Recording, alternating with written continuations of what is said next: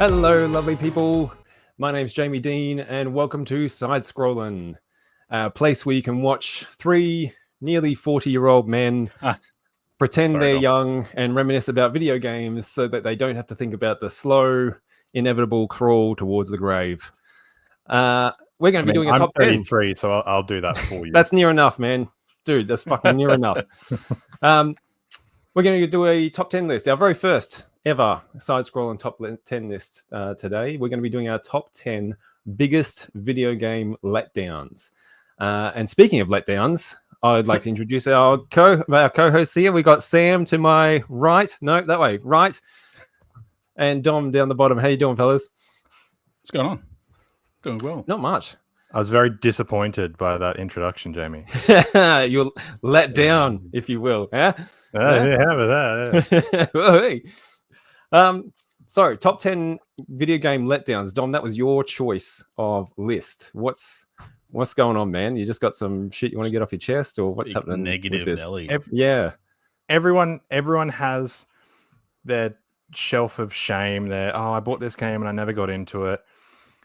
And sometimes there's a good reason that you didn't get into it. And we just got to come to terms with it. You know, this is a place for healing. It's catharsis. Okay? Yes, this is therapy. We It's not going to make me angry at all to think about this. We're going to just get over it and let it go and just move on. And there's so many more future games in the future. There's millions of game fish in the game sea. That's it. We don't need that negative energy in our lives when we're this close to death at 33. Jesus. Fucking 33-year-old. Jokes on you, I should have died at 31. So I'm gonna let you guys know right now, I've got what would definitely 100% be considered some serious sacred cows on my list. I think actually this was a really good pick to do for our very first video, because if we were like crazy popular and a whole bunch of people were watching, I feel like my list would make a lot of people very upset. It may even make some people in this very stream upset. Oh, look, it's not that I'll be upset, Jamie. It's that I'll be disappointed. But that's very disappointing. You can't cancel us if we're not on the air to start with. How'd you guys go about making this thing? I think I took a bit of an interesting turn where I do have stuff on the list that isn't a bad game. It's just something that disappointed me, and some of them are for personal reasons that aren't related to the quality of the game overall. I did think of a game that should have been on the list, but it's not on the list. Maybe we can talk about that later. Honorable mention. Yeah, kind of. Yeah, like I was watching YouTube today because I'm degenerate. Honorable. Like, it came up. Yeah. But I thought no. I wrote the list down. It's committed. We'll go through it, and yeah, we can chat about some of those choices. Nice. Sounds good. I think the hardest thing was just word vomit. Like, yep, that sucked. That sucked. That sucked. That sucked. Which one sucked the most? How do I narrow this down to 10? Number one was easy, and even 2 and 3 were easy. But, getting that order set, that was the hardest thing for me. I was just going, I mean, that sucked a bit, but this one sucked more. And like, there like I've definitely got games on here that sucked for me. They just sucked. They sucked. The sucky suck. I acknowledge that they're a good game, but they're just yeah. Like I'm not mad. I'm just disappointed. Yeah, I think I came at it the same way. Like, there are games definitely on my list that I could acknowledge are incredible games. They just weren't what I was expecting them to be, or they weren't for me in the way that I was hoping that they would be when they came out. And that's okay. That's fine. That happens sometimes. Well, it depends. I'll give you a spoiler. My number one is held up as like this absolute pinnacle sacred cow game. So that's going to be interesting when we get to there. Game. Yeah, that will be interesting. Yep. All right. Should we kick this thing off? All right. I'm thinking because it was Dom's list, how about we go me first, then Sam, and then give Dom the final say. The final word. All right. Yeah. Sound good. Let's big risk, big reward. Maybe. Number 10. All right. So I'm going to open up my number 10 with a question, fellas. And that question is, how do you tank a YouTube channel in the first 10 minutes of its very first video? by starting with a negative topic to introduce yourselves? Sorry, we're not taking our clothes off. The answer is like this, fellas. My number 10 is Tears of the Kingdom. You're just wrong. All right, I'll go next. Okay, my number 10. That is ridiculous. Like, that is indefensible. So Such listen, a listen, Sega fanboy. listen. Man. Tears of the Kingdom, I can acknowledge, is a phenomenal achievement. I think This it's is a you problem if this. you're right. It absolutely 100% is, and I acknowledge that I'm in the minority on this big time. You don't like Breath of the Wild 2? Oh, don't. I love, and that's the Wild problem. Harder? That's my problem, is that I adore Breath of the Wild. I love Breath of the Wild so much, and I was so looking forward to Tears when it came out. But I feel like I said, I can appreciate that's a great. It's number 10. Like I like the game. I don't hate it. I think it's a good game. I really do. And I can appreciate that it's a tremendous achievement to fit that thing onto a Switch cartridge and get it to run on the Switch in the way that it does. That's amazing. Spoilers are showing, Jimmy. But I think. Oh, sorry. I pressed the wrong button. Look away. Thank you. Nobody look. No. Ah. It's All right, not I'm live. blind, It's not so live. I'm It's not okay. spoiled. We'll That's edit fine. that out. We'll edit that out later. But it just like there was too. For me, it was too much. That's how I felt about Tears of the Kingdom. It was too much. There was too much. Like Breath of the Wild. The thing that I loved about Breath of the Wild was that it knew when to be quiet. It knew when to just let you take a breath and appreciate the world. I feel like Tears of the Kingdom, it just sort of piles shit on you continuously. Like you can't take a step without tripping over a fucking chasm or a well or a moblin base or a chest or a cave or a quest or an NPC or a side quest. It's got the Skyrim problem. It's dense with content. Too dense, I think. I think it's too dense. In fact, if it was just the depths, for example, right? If that was the whole game, I would be happy. I would like that a lot. But it's the triple layers, each of them really, really dense. I just think it lost a little bit of the calm, quiet nature that Breath of the Wild really sold me on. So and honestly, like the building contraptions, it's just not for me. I'm not a contraption builder guy. I'm not a Minecraft guy. That part of the game didn't really hold any interest for me, and that is a huge part of the game. So basically, Tears of the Kingdom gives you FOMO. A little bit, yeah. It really, it honestly really does. Yeah, it really, really does. Yeah. I just want to be clear. I disavow. Like this is no. All right. Anyway, that's my number 10. It's number 10. Great game. Really I won't good. argue. Don't diss it. It's just not for me. Yeah. All right. That's a shame. What's your number one then? Jesus. Oh man, look, I feel like you guys, like I'll kind of set you guys up here where you can fucking say anything now, like anything you like. It's open season. See, the problem Turns out it's Breath of the Wild. Okay, my number 10 is going to be Harvest Moon: Back to Nature. Wow. Now, Okay. it is a fairly well enjoyed game. So it is a game that people do think of fondly in the Harvest Moon community. And this is just pure personal bias in what my issue with this game is. And it is, when it came out with a game-breaking glitch that would ruin a save. So when I was playing this on PlayStation 1, back in the day when Dom was probably not even born yet, I got to the point where I back in the early 2000s. Wait, there's a PlayStation 1 now? Yeah, a PSX, Sonny.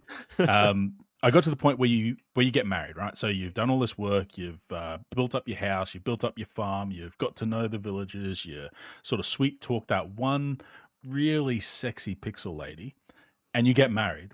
And this particular glitch at the date of marriage, because the game saves at the start of every day, the game became soft locked, unplayable, would not unload after the wedding scene, and that was it. That was the end of the game. And I absolutely loved Harvest Moon on the Super Nintendo. It was probably one of the first games that I lost time to, like literally just went into a fugue state and would play it for like 8 to 10 hours. I know. I was going to say, I thought you were a huge Harvest Moon fan. Love you it. are a huge Harvest Love Moon it. fan. Yeah. And the problem is that this one Download just, a patch. well, all right, Dom. Let me educate you on what happened before we had patches. Right, I did actually contact Natsume and explained my problem by letter, like not even email, by letter.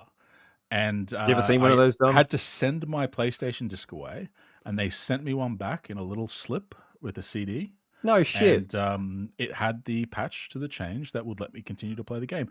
But at that point, I'd lost like hours and hours and hours of a save game and just never got back to it.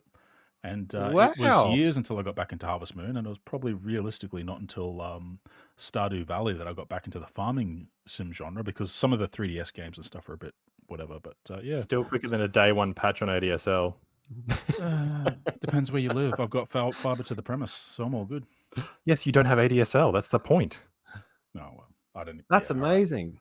I Yeah. can't believe that you sent a disc away and they patched it and sent it back. I've never heard of that before. That's crazy. Yep.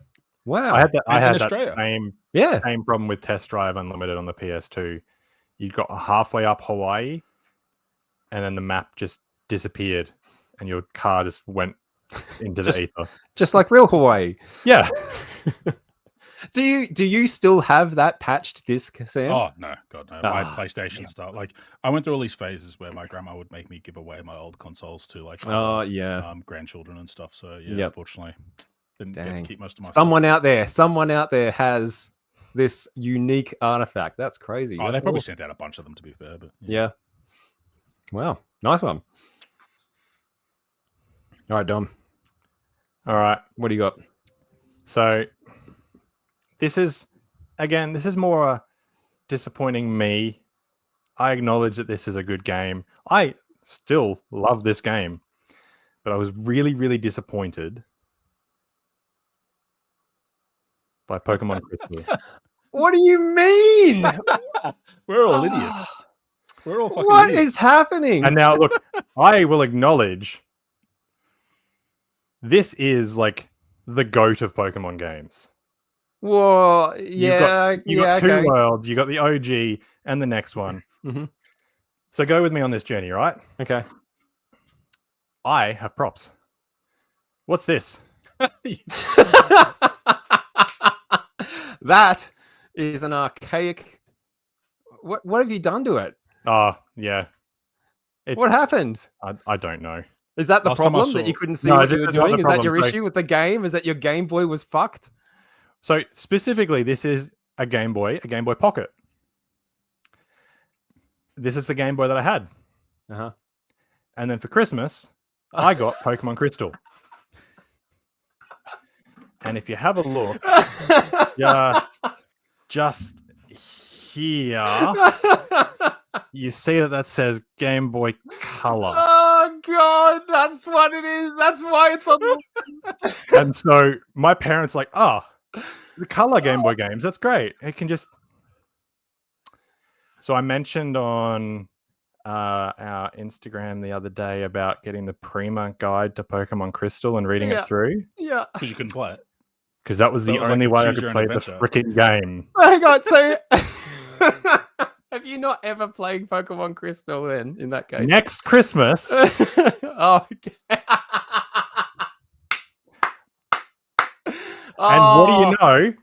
Mum and Dad, well done. I already had a game for it. Dom wins. That's amazing. You know what's funny though is like that problem still exists for Nintendo. The Wii to the Wii U, the 3DS to the new 3DS. Like they still have games. Maybe the Switch actually they've stopped doing it at least. But up until recently, still the same issue where parents can't tell the difference between different Nintendo consoles. No. Or even no. back in the day, it was like, oh, you had a Sega, and they're like, oh, are you playing Nintendo there, Sonny? Like, no, it's a Sega, Grandma. And I think in that era, they could almost be forgiven because Pokemon was just on everything. You know what I mean? Like, it was everywhere. It doesn't help that Silver and Gold did work on the old Game Boy. Yes, and that's true. Crystal was on the color. Yeah. That's an A lot of games amazing... were compatible with color and the normal Game Boy, weren't they? I There went was to some the that cross both. Like I think, what was the Zelda game on it? The Dream one with the whale, Link's Awakening. Like I'm pretty sure there was a color version that worked on normal and color Game Boy. And it just switched depending on which one it was. Like I know you could play them forward. I don't know that the I haven't heard of color going backwards. backwards. Went to the extent of borrowing, like blackmailing them essentially to get You remember the cartridge that went in your Super Nintendo that played Game Boy Game game? Boy. Yep. Yeah. I used to have one. I borrowed that from a friend, like begged, borrowed, and stole it from them to try and play it. No, turns out that's basically a Game Boy Pocket. Still didn't work. So Is that why it's also your number 9? So yeah, Pokemon Crystal, just like still one of my favorite Pokemon games ever. It's a brilliant game, but just yeah, That's amazing. bad That Christmas. is amazing. Like, I feel like my list is shit now. That is great. Oh, brilliant. All right, moving on. That's it, number 9. Only up from here. All right. Can you guess what my number 9 is? If your first was Breath of the Wild, then number 9's Oh. got to be. is it What's come some like other a good game? Matrix? This is one that I have had 2 shots at, actually. I tried the original when it first came out and didn't get on with it. And but I put that down to the fact that I was just not into sci-fi that much when it first came out, and I think it was just a genre thing. But I am into sci-fi now, and they re-released it. It's a classic, an absolute classic. And I didn't get on with it that well the second time either, and I was really disappointed because I was really excited to play it. I'm talking about Metroid Prime. So, oh man, I so badly wanted to like this game. Hey, I was really geared up to love this one, and I think my biggest problem with it, playing it now, is that like you can still appreciate how amazing this game was or is for a 20-year-old design, right? Like it's been around for decades, and yet it's still, you know, they've basically just done a graphical update and that's about it, and re-released it, and it's still, you know, a competent, fun, enjoyable game. I think my issue with it was that it still, for me, plays like an old 20-year-old game. Like you can tell that it's just got some design stuff going on from decades ago. I can't even really put my finger on exactly what it is. I think it's like the way enemies work. It's the way the levels work. I don't know that, and again, I know I'm in the minority, but I don't know that the Metroidvania sort of like game type for me translated very well to 3D. I don't know why. I don't know what it is about being in the 3D environment that just doesn't. I don't know. I love the 2D Metroidvanias. Yeah. I didn't get on with Metroid Prime. So I think a 3D Metroidvania, because it's an exponential increase into the complexity of the environment, like that's where it loses me as well. Like 2D Metroidvanias, I know I can go up, down, left, and right, and exactly. Yes. I can eliminate things. Yep. But 3D, it's harder to eliminate a room. Yeah. You're trying to follow that map. You're trying to look at where you are in 3 dimensions. Yeah. Let's be honest. Nintendo struggled when it came to 3D. Because I don't know about that. No. Like, I don't think Nintendo made this game though. Like I think it was another company that was licensed to make But what I mean is Nintendo's 3D, like real 3D, came out on the N64. Yeah, Super Mario 64 was not well received. Every other controller figured out that every other system figured out, hey, if we have one joystick for movement and another joystick for view, that's making things much easier. To be fair, the 64 was what invented the analog joystick for home console. So they were first to do that, because the PlayStation at the time only had the D-pad and the face buttons. So I agree, the DualShock too with the 2 analog, like that. Yep. For me, I've never found a better controller than that. Like the DualSense now is basically the same. Yeah. But Nintendo were first. And well, I mean, the original shit and the C buttons are annoying, but before that, people tried to do 3D, and yeah, I liked the C buttons. I'm going to be honest, but Metroid Prime came out in the GameCube, so you had your twin sticks. That was no big deal. It was just like you summed it up exactly right, Sam. It's just I don't personally like that genre in a 3D environment. I like it in a 2D environment. It just makes it easier to navigate, easier to follow what's going on, easier to know where you are. I was disappointed. Like I was so amped for this one, and yeah, just didn't do it for me. So that's my number 9, Metroid Prime. Nice. All right, Fresh Wound, my number 9, and this is not a bad game. This is just me. Tectonica. Wow. Okay. This is really new. Yeah, really recent game. It's been on my radar for a little while. So I I went have through a never phase, heard of and this game before. I'm not surprised. So I went through a phase where I found Satisfactory, a factory automation game, and then after a year or two where that was the only one I'd played, I played Factorio, which insane. Like that game is You just don't like crack. Factorio, Sam. It Get out of is here. it is digital crack. It is to video games Yeah, what I was going to say, and then once you got out of what crack rehab, is to crack. Yeah. Right? The only reason I'm not still playing it is because I'm waiting for the anyway, not important. That's not on the list. No, The reason you're playing it is because you're on a stream right now. This one, Tectonica, was frustrating to me because it just let me down. I was hoping for something that was like a mix between Satisfactory, which is a 3D exploration based factory game but doesn't have complexity, and mixing that with Factorio, which has the complexity of like managing your lines and your input, your output, your ratios, all that sort of fun stuff. And unfortunately, Tectonica just didn't have it. It's probably a great game, and I just didn't give enough time. But it was just frustrating. It was too simple, and I was looking forward to it for so long. And because it was fresh, it makes it on the list. Probably won't be on the list in 6 months' time, but given that today's the day we're doing the stream, it's on the list for now. Have you considered that it may be like, like Subutex, like it's the replacement drug to get you not hooked to the others anymore? The problem is it just makes me want the real thing. Like that's the issue. Like, if I'm playing Tectonica, I'm thinking, hey, this would be more fun if I was in Factorio. Yeah, this is not Factorio. Like, and this methadone's great, but geez, I wish it was heroin. Yeah. Like smoking this is fantastic. Like, you just get it straight in. And look, to be fair, it's early access. It's in preview. It's on Game Pass, which is how I played it, so I didn't spend any money. And like these days too, like there's so many fucking games. Like if something doesn't grab you in an hour, for me, it's gone. Like, and an hour is being generous, And these games are designed to be like 100 hours of like, this is how you get to the last stages of your factory. Yeah, probably. And that's hard. That's hard now to have 100-hour experience these days is really like it's got to be really good for you to want to put 100 hours into something these days, Because it's not like you just got like your 3 Super Nintendo cartridges and that's all you've got. Saving $10 a week for my $100 right game.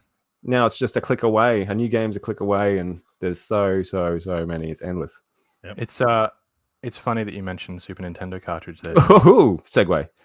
Yeah, set you up. Spike it. Go. My number 9.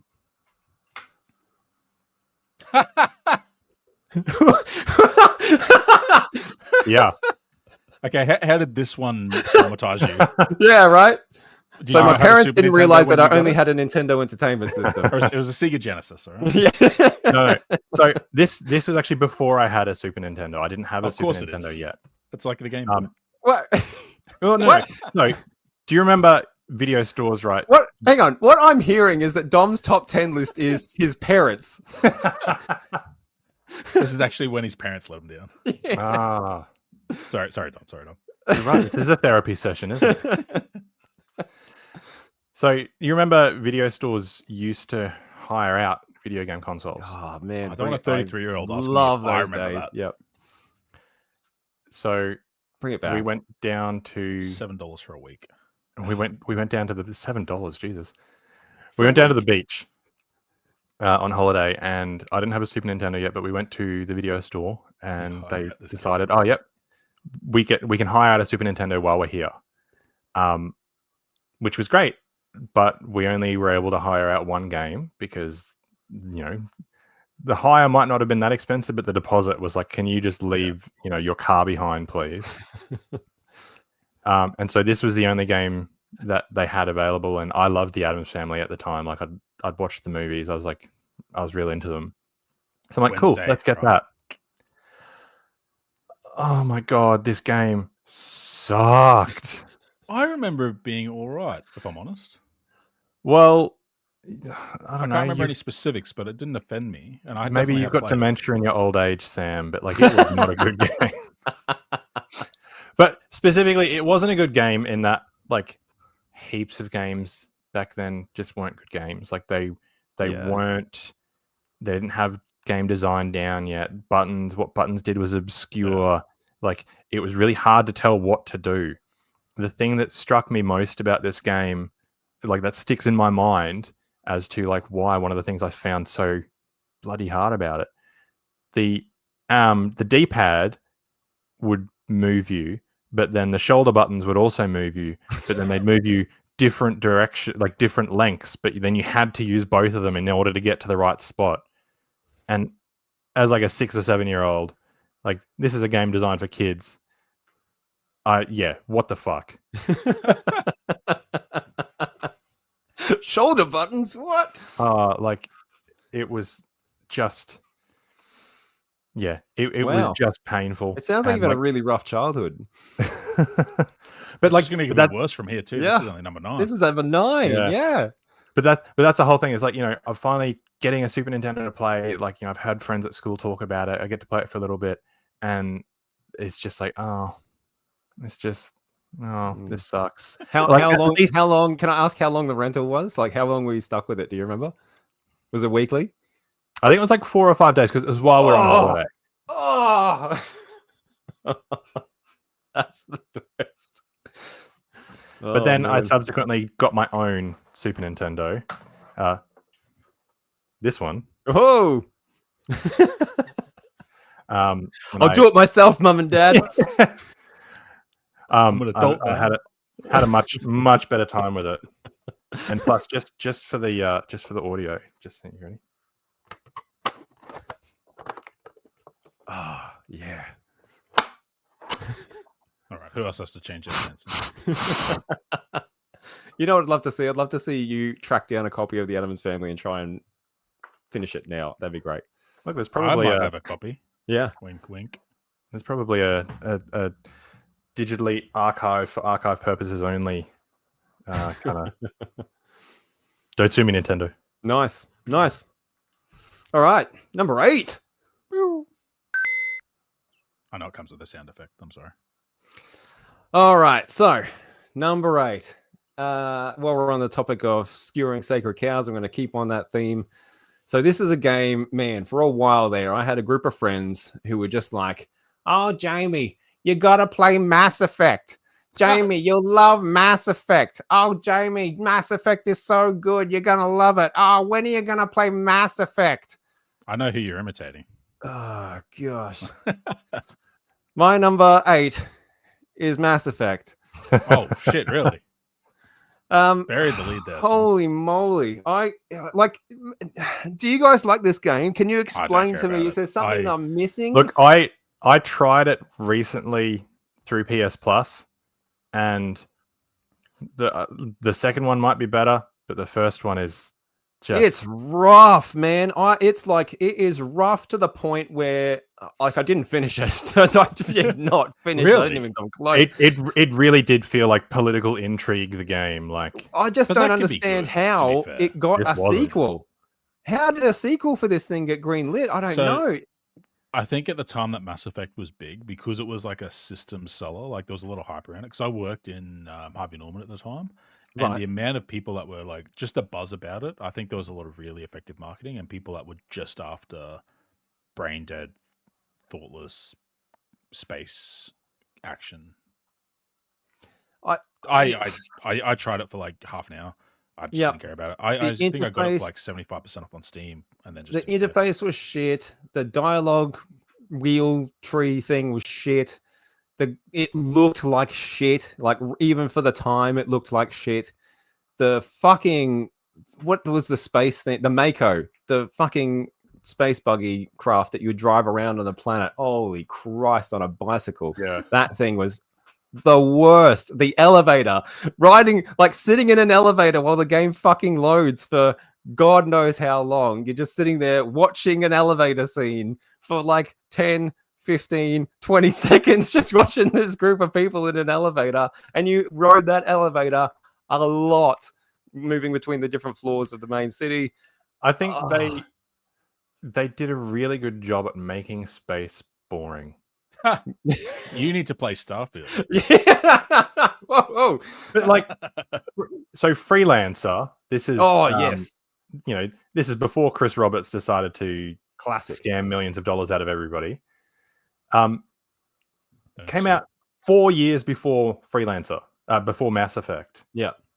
How can you look at that game and go, nah, Yeah. Now I did play the second one, and the second one was a hell of a lot better. Like even the shooting mechanics in the first one were just absolute dog shit. But the second one, they tightened everything up, they cleaned it up, it looked nice, it played well. They fucked off that space buggy vehicle altogether.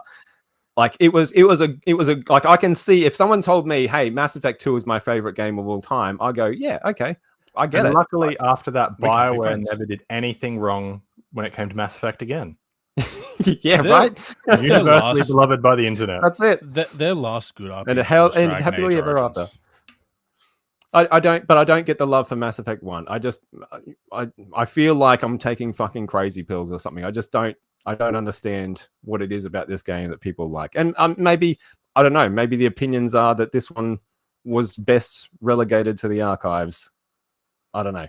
But it wasn't for me at the time I played it. Holy I think moly, it might, was it maybe not it's for a me. bit like GTA 3. Going back to play GTA 3 is really hard because there's so much that's been built on it, but playing it by itself these days sucks. Yes, that's true. But I mean, even for its time, I didn't think it was very good. Do you know what I mean? Like, I don't know. It just seemed really rough when it came out. Like, really, like a real bit of rough road, man. I don't know.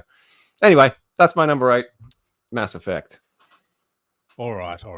My number 8, unsuspectingly, is. Oh! Whoa! Well, hang on a second. No, what? Do you have any idea why? No, hang on. Whoa, hang on.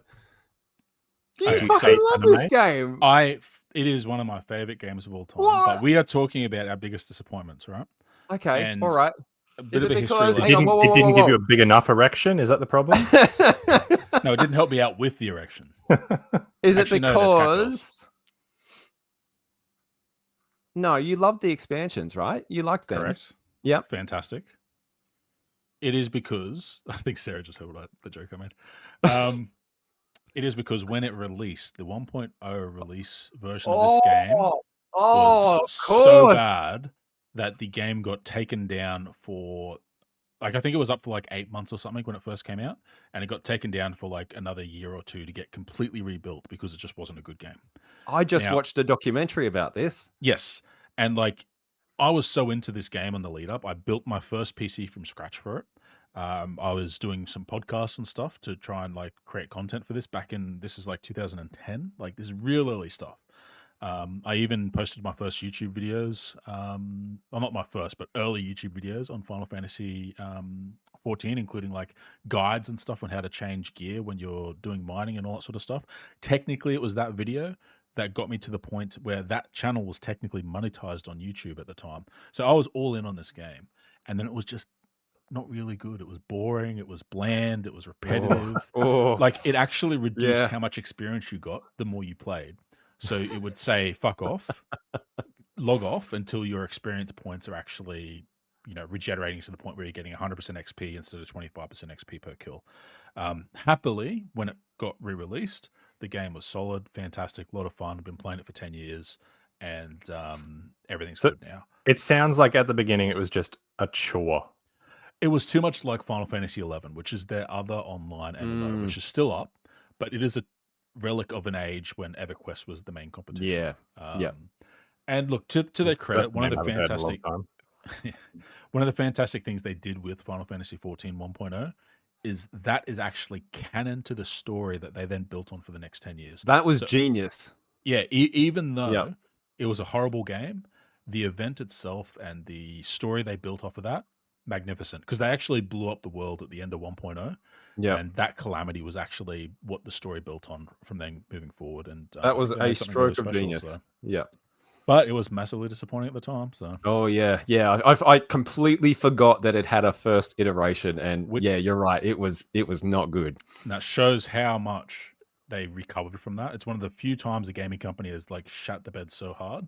but Yeah. had such a turnaround. Like the guy that made that turnaround, he's the producer of Final Fantasy 16, which I know it's not like the most beloved Final Fantasy, Mhm. but it is so much better than most recent Final Fantasies that like I think he shows that he's a passionate like actor in the game industry, which is becoming a bit rare at people that are doing that high executive level Absolutely. stuff. So Can you think of another time when a company has basically put their hand up and gone, you know what?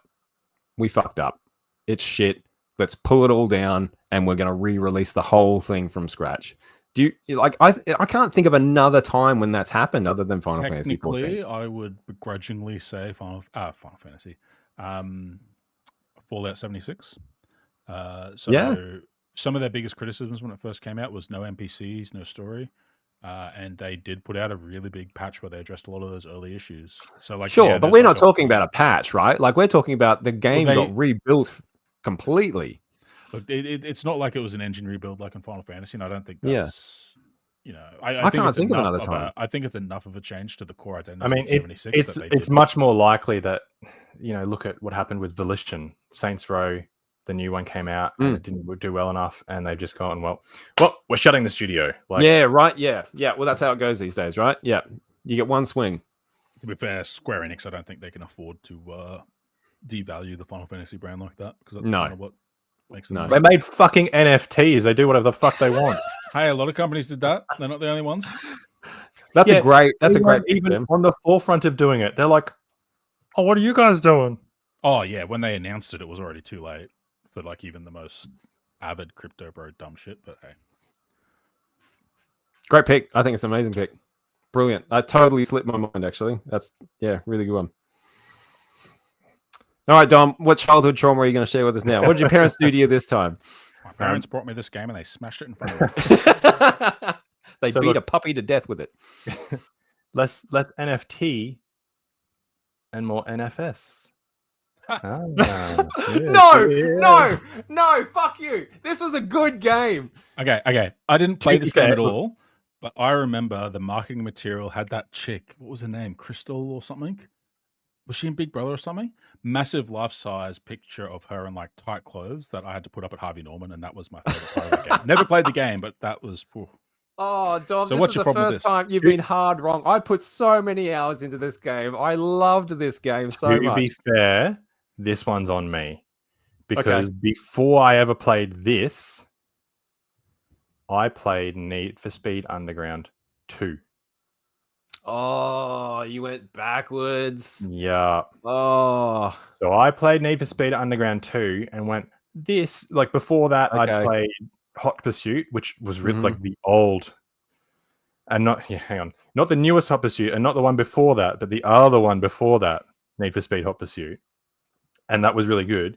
And then I played Underground 2 and I'm like, this is fantastic. Like I got an open world, good music, like the sun starts to come up and then it disappears again. Like it had, not only was it fun racing because it's arcadey, but Mhm.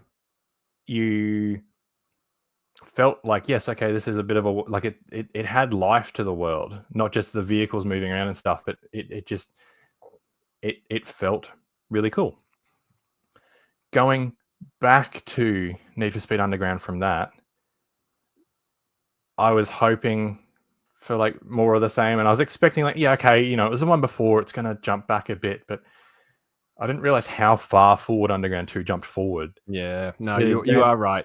Yep. To then jump back and go, I suppose the most disappointing thing was like, okay, yes, you don't have the open world and everything is in menus, but it's while you're racing around this city at night, and you get this tantalizing taste of like this city that's like active at night and stuff, but you can't see anything else. You can't explore it because race and get the fuck out. Like, do the race, go back to the menu, do another race, and like, yeah. So 100%, it's on me. Yeah. But I was very, very disappointed. I actually like the more restrictive nature of Underground. Well, of Like, course, I think you it's didn't like because I like that Tears of that the classic. Kingdom. You don't like choice. My opinion doesn't count for shit anymore. Like, I like that, like that classic era of like the arcade racer, right? Like, I'm talking like it's a bit before Underground, but things like Cruising USA, Cruising World, San Francisco Rush, that things where you choose a car, you choose a course, you race the course, and you're done, and that's it. I had And Underground was very much like that, except it had progression where you could upgrade your cars. I had loved Crazy Taxi for the PS2. Yeah. Like, Right. I liked arcade racing. Yep. But But like, you like the more open freedom. yeah. Like, did you like Burnout Paradise? Yes, because I Yeah, had blood right. in my veins and Yeah, and a yeah, hole right. in my heart. Yeah. See, I think I prefer the delineated tracks of like. That being said, like race. I still loved Burnout 3 Takedown. Yep. But I think part of the reason why I liked Burnout 3 Takedown as well is that even though, you know, it was race, you could feel that all of those races were in the same world. Right. You're doing a crash and you're like, oh, I've crashed. Oh, I've driven through this street before. Like, whereas Underground, it all just kind of felt disconnected. It's like, here's a Night City street. Like, you don't have any relation to where you are elsewhere, where I felt like you did in some other arcade games, like Burnout 3 Takedown. Little fun piece of trivia. I used to have, when I was playing Need for Speed Underground, I had like the wheel, the steering wheel and the pedals, the whole setup, right? And I got my Nana. I got my Nana to play Need for Speed Underground. That was great. Great gaming memory, right? Fucking little John pumping, Nana's banging away through the streets is great. Was it hard for her to get into the Honda Civic that she then bought? She had to do a 8-point turn. All right. Number 7, eh? 7. Let's do it. Oh, Sam's not going to be happy with this one. I mean, I don't know where you go from Tears of the Kingdom, I'll be honest with you. Oh, should I just put it up without saying anything? Go for it. You're an idiot.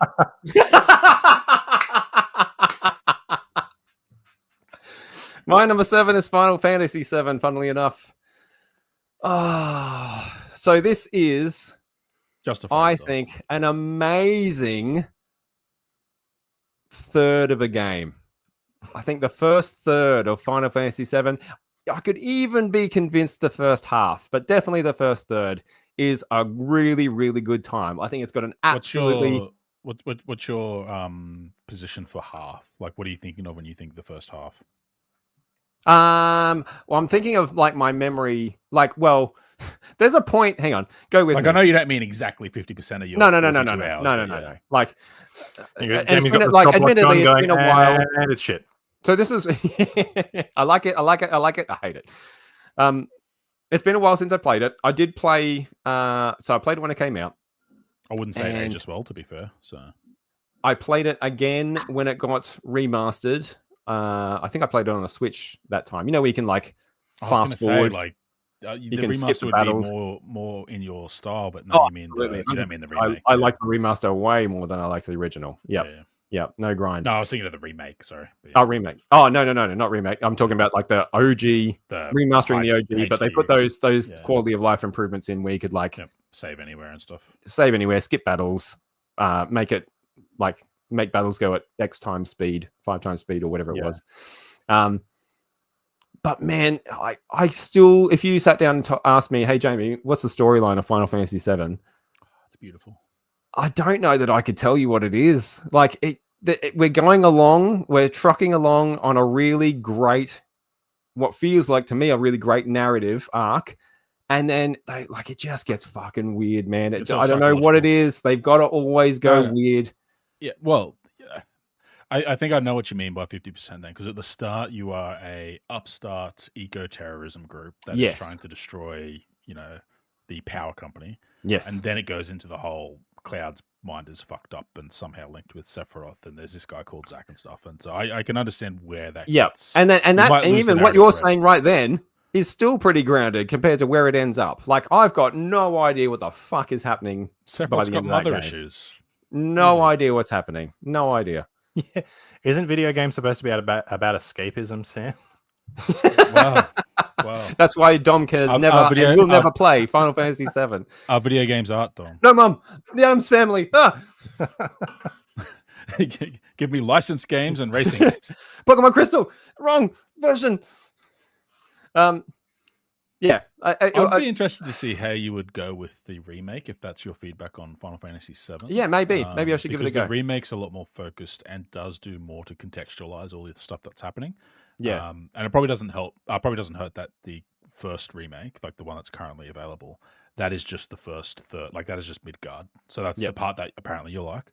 So it'd be interesting to see how the second one, which is where it starts to do that. Although actually the remake does do some weird stuff. Yeah. Because the remake is sort of hinting at alternate timelines and stuff. Anyway. And I'm not like, and the thing is, it's not my genre either. I'm not a big JRPG guy. Like, but it's one that I want to love. Like, I want to love it so badly. It's such an iconic video game. Full stop. Really, in the grand pantheon of video games, Final Fantasy VII is top tier, and I can't argue that. Lots of people love this fucking. It's the equivalent of your Charlie looking in the window of the lolly shop. Yeah. And like, you're like, oh, why can't I have all that fun? Here's the hot tip, right? If you want to make Final Fantasy VII seem like it's not going batshit crazy with some of the story, play Kingdom Hearts 2. And then come back and be like, and then you'd be like, hey, this is mundane. This is like Spot has a big red ball. Like that'll be like the comparison there. Anyway, that's my number 7. Unfortunately, Final Fantasy VII for me. Just didn't do it. My number 7 is, funnily enough, going to be Guitar Hero World Tour. Okay. Interesting. Guitar Hero 1 and 2, and to a certain extent World Tour, was my early 20s. Like, this was the point in my life when, like, you would come home from work at 5:30. There was always people drinking. You'd be playing Guitar Hero. You'd be like, holy shit, check it out. Guitar Hero 2 has Trogdor as a secret hidden track. The series was fantastic and a lot of fun. And they just fucked it all up. They jumped the shark. And they just, Activision being them slimy fucking selves, they just drove this franchise into the ground and ruined it. And I think World Tour is when that started to happen. Because World Tour was when Rock Band had released. And so World Tour was the answer to Rock Band. And that's when the war sort of started. And didn't that go off? World Tour was we have Rock Band at home. I don't remember all the details because Rock Band, I'm pretty sure, was already out on PlayStation and Xbox at the time. Oh, I was going to ask if Rock Band had come out yet because Rock Band was the whole thing about Rock Band. I still have Rock Band. Was it had the drums and the bass and like it was not just. And World Tour has like you've got the guitar, the bass, the drums, and I think vocals. Yeah, I mean I remember the whole thing about World Tour. It was like, oh wow. Drums have cymbals, but they were consistently breaking, and it felt like about it was from as somebody who got Rock Band, and I loved Rock Band. Like I lived in a share house at the time, and we had a Rock Band, and that's where those games thrive, right? That environment, But alcohol, looking in from the outside or across the aisle, I guess at World Tour, it did really feel like they went. No, we've got that too.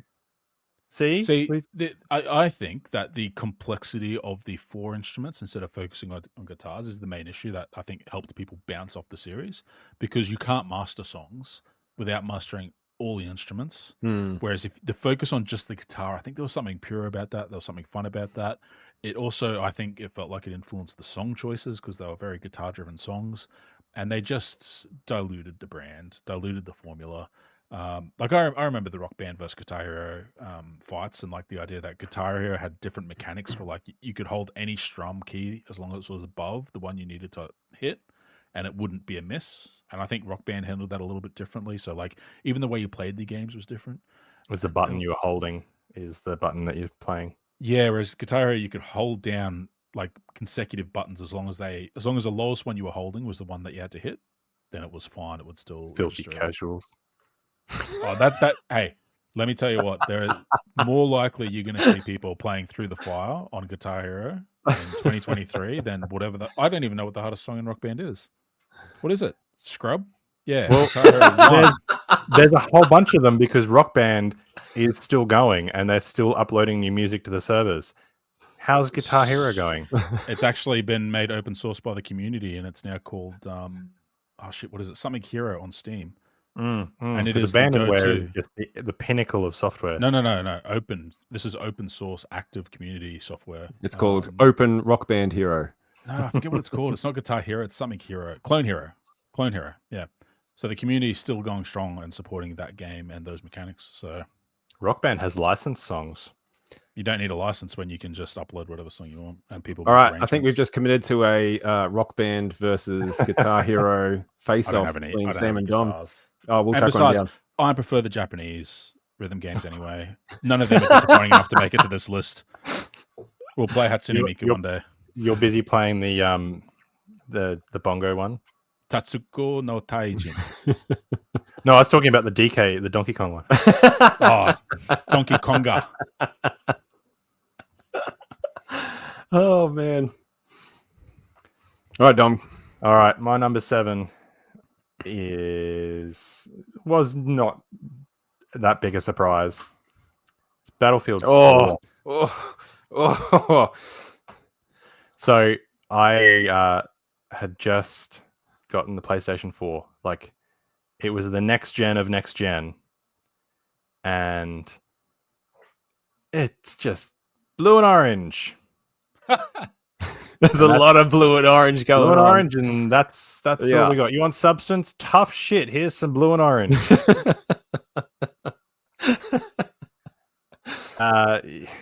Yeah, look, at the time Hang on. Before you keep going, were your parents involved in any way? No. Okay. I was somewhat financially secure by this point. Okay, cool. Good to know. I had just had a newborn kid. And so multiplayer gaming was not the easiest thing to do, especially like online gaming, just because like I'm in the middle of the game. Oh no, the baby's crying and doesn't know that I can't pause the game. Okay, I'll go and do it. So single player games was where it was at. Mm-hmm. Battlefield 4 had a single player campaign legally. That's about as much as I can say I remember about it. It was written on the back of the box. Oh my god, I saw it. I read it with my eyeballs. I gave up on it. It just because I'm like, I don't know what I'm doing. You're like, fuck this. I'm gonna go deal with the crying baby. Where's that I child? remember I'm like, oh, there's just a lot of shit, like a lot of stuff on the screen, and there's shooting. Yeah, that's like, it was just boring. And That's not the one that had the airport scene in it, was it? It had a aircraft carrier that sank, and all the planes fell off, which was in all the trailers because it's like, ooh, That's the one. next gen, blue and orange. Yeah, it was just like brand new console, like launch day, pop it in, playing it, and you're like, oh. That is this list. Yep. Yeah. So yeah. Launch my day number 7, Battlefield. What were the 4. other launch day games on PlayStation 4? I'm pretty sure I got one on launch day, but I can't remember what games I got, which is probably not good. There was it Assassin's Creed, one of them, Black Flag? Or was it Assassin's Creed 3? I don't think it was Black Flag on launch. I think it might have been Assassin's Black Flag Creed. was PlayStation 5. Yeah. I don't think Assassin's Creed 3 was a launch title. I don't know. There weren't that many launch titles for PS4. No, Which is weird, that I was can't remember a which big one part I of its got. problem. Yeah. Yeah. I mean, PS5 coming with Astro's Playroom. Yeah. Just A+. Yep. Good job. And Spider-Man. Was That was a remaster. Was but Battlefield well, 4 generally pretty well received? No. No. Okay. not as bad as 5, though. No, it wasn't as bad as Battlefield 5. 4. No. But it yeah, it's not fun. Not a And, lot. like, it was no good one. well, I think it was a case of like, okay, yeah, it's more of the same in terms of multiplayer. Yeah. And then that the other thing, it was made by DICE. Yeah. DICE made Battlefield Bad Company and Bad Company 2, Yeah. which is one of the best FPS for like single player campaigns I've ever played. Like, it's just it's fun. It's got a bit of cheek to it. It's like fun to shoot and play with. And then Battlefield 4 is like, oh, go over there and do the thing over there. There's no my point. depth of FPS. Blue and orange. Yeah. Oh man. All right. What are we up to? 6? Is it 6 now? Number Let's do 6. it. Okay. I don't know if anyone will even give a shit about my number 6, to be honest. I might be the only person who So cares let's move on to about it. My number 6 then is So my number 6 was it's a game like I like Lord of the Rings. But I tend not to like Lord of the Rings video games. I haven't really played one that I've really, really liked or seen one that I've been really, really keen on. Like, oh, wait, wow, I can't wait to play that. This is the one that came out that I looked at it and went, man, that looks like a lot of fun. That looks Shadow of really, Mordor. really good. You called it, yeah. Shadow of Mordor, boom. It's the closest I've gotten to wanting to play one too, actually. Yeah, the concept is so cool, and it looked really good to play. Like the trailers looked great, everything about it looked really good. And then you actually play it. They were really milking how deep this thing was. Oh, there's so much variety. You're gonna like get this nemesis system where you get bad orky people who come up, and you're going to build a relationship with these guys, and they're going to come back. You're going to beat them, and then they're going to run away, and they'll come back later, and they'll be more powerful, and they'll have more abilities. Man, this was like, it was like puddle deep. Like what they were selling and the reality of the actual system and the actual game were nothing alike. I felt anyway. It was an incredibly repetitive feeling game where you were just doing the same thing, fighting the same guys. It felt over and over and over again, and nothing about each encounter was drastically different from the last. The actual combat, like the combat system itself was fantastic. But yeah, open world, like ankle deep. That was the problem. Yeah. So that's, I mean, that like it was. Honestly, I don't have a whole lot to say about it because it was at the end of the day completely forgettable. Great concept for a story, I thought. I think anything in the world of Lord of the Rings is always going to struggle when you're holding it up to, the movies. Yes. The issue is though, like they have Lord of the Rings Online, which actually does a really good job of adapting source material and like going into like the additional material outside of the movies. Yeah. But I mean, that's had the time to sort of sit with the material and develop their own. That's right. But like these games that you just play, like how do you fit a game against something as rich as Lord of the Rings? And honestly, it was just a Lord of the Rings setting, right? It was just a cool concept for the premise was really cool. It sounded cool. It was different. It was unique. It's something we hadn't really seen before, and it's probably a premise that sent all the Tolkien diehards exploding. But I thought it sounded like a really cool idea, and you start playing it, and the first couple of hours are like, this is great. And then you very quickly realize that the first couple of hours is kind of all it's got going for it. Yeah. I wonder if it's because it's like, it's a fighting game set in Lord of the Rings, when it could easily be the exact same game in another setting and it would play the same. Yes. Like there's nothing. Yeah, 100%. Yep. It's a coat of paint at the end of the day. Yeah. Yeah. To sell it. Skin you could purchase. So that's my number 6. Yeah. Was Shadow of Mordor. Man, I wanted to like it a lot. So I just did a really clever segue. Oh, this guy. Man, why don't we have Sims 6 by now? What's going on? It has been 10 years or something. What is going on? Like, I remember having Sims 4 on like a shitty laptop so long ago. Yep. The premise of the Sims games, like the essence of Sims 1 and Sims 2 is, I think, something really special. If you haven't locked a sim named after one of your friends in a square room with no toilet, you've done it wrong. You didn't drown anyone in a pool in the Sims 4. Yeah, you take the ladder away from the pool because for some reason they're incapable of getting out without one. That wasn't in the Sims 4 at launch. Oh, like, there were no pools at launch. I don't specifically. It was only in Sims 4 if you paid for it. I think they added it after, didn't they? It was a patch. I'm sure. Anyway. I'm sure it's a pay. There's plenty you could fucking pay for. I think the pool was added because it was one of those things that's like, what the fuck? Why is there no pools? Why are there no infants? And like they did patch some of those in for free. But holy shit, the amount of fatigue from expansion packs, stuff packs. I think there's 4 different levels of like packs of packs. Pack, where like the smallest one is really just DLC, but you get 5 items or whatever it is. There are stuff packs that require expansion packs. And like Sims 2 was so much fun. Sims 1 was so much fun. And the fact that it's just become this empty, bland, soulless cash store. Yep. 100% agreed. Just like I keep going back to think, I should check out what Sims is up to, and then realize, no, it's ridiculous. There's never any new content. There's never anything new to do in the expansions. Any of the activities are just like rabbit holes you go down, and there's no actual gameplay mechanics or depth. And the fact that, sorry, I got my daughter to play The Sims, and she kind of enjoyed it. And then she's like, "Can I do this? No. Can I do this?" I actually rolled back and I bought Sims 3, and she enjoys Sims 3 way more. Yeah, because there's a game there. Yeah. Yeah. I kind of get the feeling like EA have always been shit house, but It's in the game.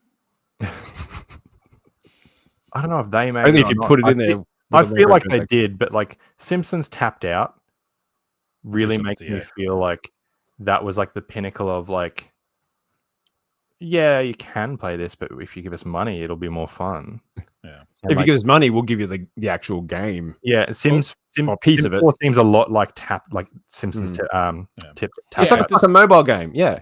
It's like $1,300 or something ridiculous to buy Yeah. it. No, it must. I think it's more than that. if It's like I- if- thousands. for all the Listen, if you expansions. go to a fucking store page for a game, right? A digital storefront for a game, and if I have to scroll more than once to get through all the DLC packs, there's a fucking that's like a you know, a really good indicator of what you're getting into there, you know? And you know, the worst thing is that Sims 5 is going to be even worse because from what I've seen, they've confirmed that it is going to be an online game. Oh, fuck me. and I'm convinced that the only reason that they're going to make it an online game is not because they're going to add these great social elements, which granted, a Sims game could be fun with like certain It online could social be. things. That's the thing. But It could I be an think- amazing online game. I think the main reason they put it online is so you can't pirate it, because the common thing that a simmer will tell people that are interested in The Sims is to just pirate the content, because otherwise you're up for thousands of dollars to Yeah. get So everything. at the I've moment. is literally wild. just jumped onto Steam, and it didn't used to be on Steam because EA went, "Oh, we'll have our own marketplace." That backfired, didn't it? How many scrolls? There is the DLC. The game itself is free. Right? Well, now it's free. 72 packs of content. Give me a Price is Right. I think it's For like the whole lot? $1,000. The whole lot. Oh, it can't be $1,000. It can't be. No, they're like $50 each, Jamie. And if there's There's a 72, couple it's of going them to in be there like that are free it's as going to well. be like $3,000. I'll come in at 800. Jimmy's the closest without going over, but it's $1,591 Australian. Holy shit! Oh my god! Some of them is like does that include crazy. like stuff packs and like the smaller content? or Everyday just- clutter kit, $8.95. Which is separate to the bathroom clutter kit, which is also $8.95. That's wild. That Yeah. is absolutely wild. Fucking hell! Crazy. You gotta give it to them for balls. You know, like that's nuts. Cojones. Yeah. All right, And they Dom, say give games us aren't something. I'm fucking depressed now. Give us something. Oh, we're in the depression stage. Oh, that Don't you is- worry. Soon we'll move on to bargaining. All right, I need a story about your childhood to cheer us up. I'm gonna let All that gag go. I'm gonna let that go. John might have had a really traumatic childhood for all I know, and I just need to stop banging that. Hey, on. It's not You your need to let the responsibility gag for go. him to I need manage to let that my grief. childhood go. My number 5, Assassin's Creed 3. Oh man, okay. Up Yep. to 5 or 6. 6, 5, 5. No, Number 5. that's we're up to 6. 6. Aren't we on 6? We're on 6. We're on 5. We're on 6. We're definitely 100% We're on definitely 6. We're on Dom's- 6. Dom's new number 6 is Assassin's Creed 3. So is this your number 6 you called 5, or have you spoiled number 5? This is my number 6. Okay, cool. How do we even numbers? Oh, smooth. All right. I think we're going to start converging in these high numbers.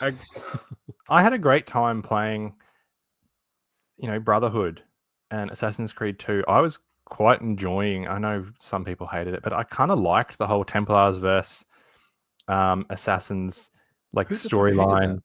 Hey, No one hated that. Only idiots hated that. yeah, but like I was Jamie? really enjoying it, and Yeah, I was gonna say.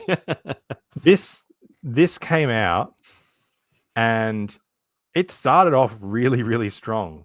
Like it started off, you're playing this dude and you're jumping around, and oh yeah, you got blades, and then like, oh, turns out you're a Templar all along, and then you end up playing your kid, and they're the assassin. Like that's great. Like, and it's such a good setting, like the American Revolution, fantastic. And Couldn't be on the then, British side though. but like, a few hours in, they're going, hey, you know how you like loved all like in the previous Assassin's Creeds and in this one, like traversing the city and jumping from building to building and like just the fluid motion and parkour and like, yeah, that's really, really great. How about we stick you in a forest? Yeah. Do you Those like trees? trees? Dog shit. Oh and my God. snow on the ground. So if you go on the ground, it's really, really slow. I think I played about 8 hours of this game, and yeah, for that reason, I stopped.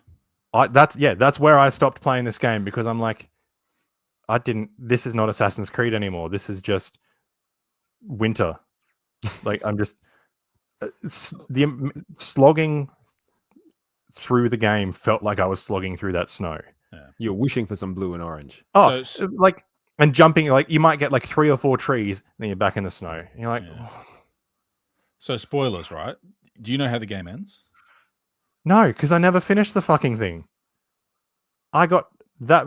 I'm happy to be spoiled because I don't know this for sure, but I'm pretty sure this is the game where Desmond dies and is removed from the game, and it ends the storyline that was built up through Assassin's Creed 1, 2, and ultimately 3, and it resolves Desmond's story, which I think is ridiculous because I remember like vividly when I played Assassin's Creed 1 when it was new, that I was really excited to see where Desmond's story would go. And my assumption was that the way the game would play out is that you'd play through various periods until you got to Assassin's Creed X, the Desmond files, and like you'd actually play Assassin's Creed as modern Desmond day. in modern day.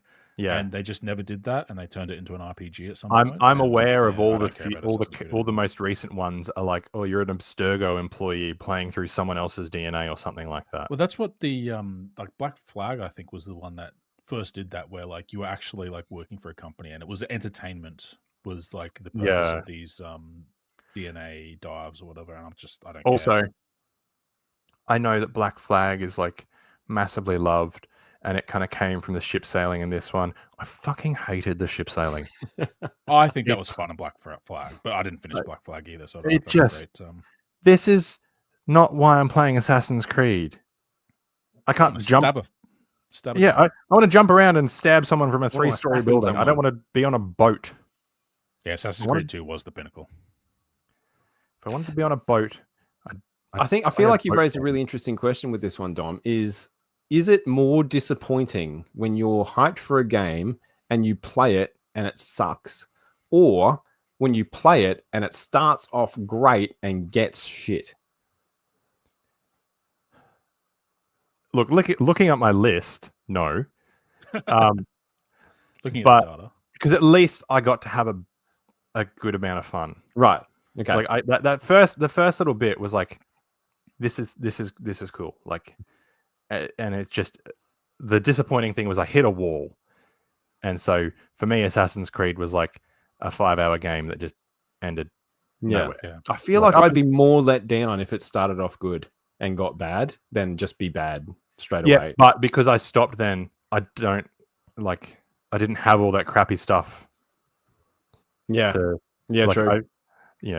Sometimes you just forget about it. Like, it's not that you go, no, I'm done with this shit. You just forget to log back on, forget to turn it back on. And so, in the moment, you don't go, oh, that was shit. You just sort of think about it 6 months later and go, I was actually, in preparation for this, I was going through my EB Games like purchase history because it shows all of the trade-ins and stuff like that I've done. Mm-hmm. And I saw this on there. I'm like, oh, yeah, I remember that game. yeah, right? Yeah.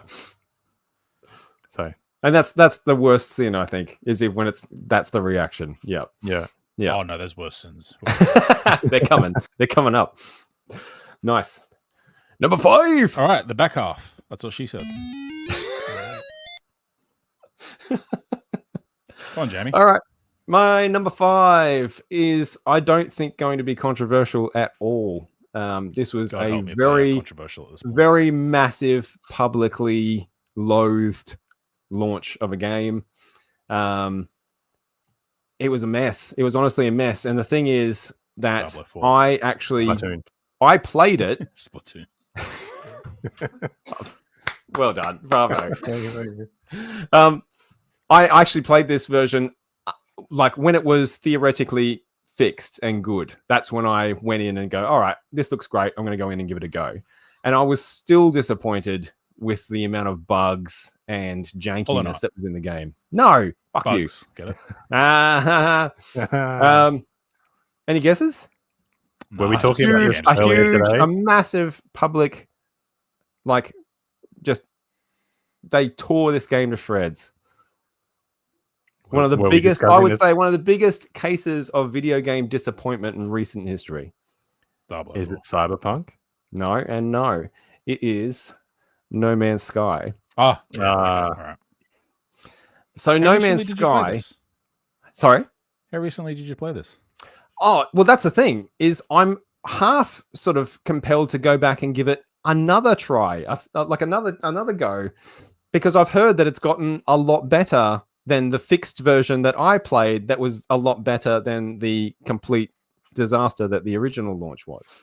Play Starfield first and then play this, and you'll be like, oh my god. I've just heard it's still like, you know, I've looked at a few videos and it still looks like it's the same thing. Like, again, I think it has the same problem as Shadow of Mordor in that, you know, it's a big puddle, but it's only as deep as a puddle. I don't know about that. See, You don't think so?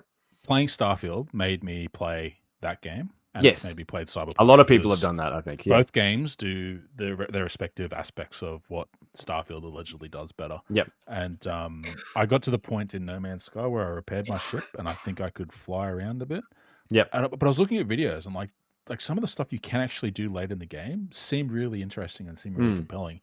But it feels like it's a long way to get into the game. Like I don't know if it's so much that it's shallow now, but that it's got a lot of complexity that's been built up on top of itself that you need to spend time to like drill through that early shallow feeling start. But yeah, I think there's a lot to do. I just don't think any of the individual things that there are to do are terribly compelling. And certainly when I played it, again, the fixed version, they had a name for it. I can't remember what it was. Might have been Next. No Man's Sky Next. I can't remember. Anyway, it was still full of fucking bugs. Like, it was crazy. Some of mind-bending things because of the procedural generation engine that the game used. You would be running into things like your waypoint, like you'd fly down to the planet and the waypoint that you're heading towards would suddenly just move to the other side of the planet. And then you'd get to where the waypoint was, and then it'd be way back behind you a couple of kilometers. And you'd be like, what is going on here? You'd find things like you'd land on the surface and dig down to relics that your little radar thing is telling you are there. And then when you get to them, they just vanish. And now your radar thing is showing you that there's somewhere else nearby. You'd run into the same procedural generator. And I think Starfield has this exact same issue. The same procedurally generated little instances of content. Same three pirates standing in the same Yes, position. yeah, the same in No Man's Sky's case, it was the same crashed freighter in exactly the same crash layout with things in exactly the same locations in every single one that you came across. It just like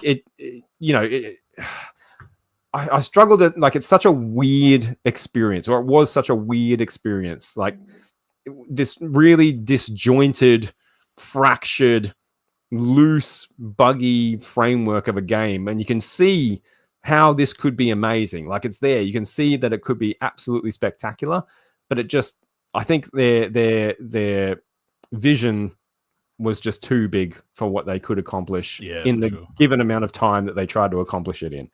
Again, I need to go back and have another go. They're still patching it, so. And that's a testament to them. I think that they are still patching and adding content and fixing things to this day. That's great.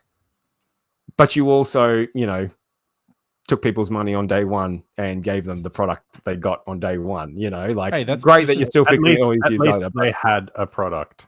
This is probably a game that matches your question about any other games like Final Fantasy 14, because the amount of changes for this game, like there was a 2.0 that was. Yeah, I agree. Yep, I think this game would be virtually unrecognizable compared to the launch version. 100%. Yeah, but even the fixed version that I played, I was still let down. Like, it was fun for a very small amount of time. And then again, it just got really weird with the bugs and really confusing. It was really hard to navigate. And the things that you were doing were incredibly repetitive and incredibly shallow. And there were a lot of them. Definitely found the UI to be frustrating in the couple of hours that I've played of it. So yeah. But yeah, I admit maybe it's gotten a lot better, and maybe I need to go and give it a go. Because again, the concept of the game, I think, is brilliant. So that's my number 5, No Man's Sky. I don't think I'm going to get any pushback on that one. No.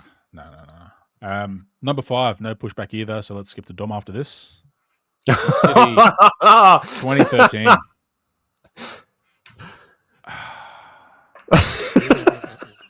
And this is particularly for you, right? Because you fucking love these types of games. Well, not specifically, right? So I was excited about SimCity 2013 in a very normal sense. Like, I'm not big on city builders at the time.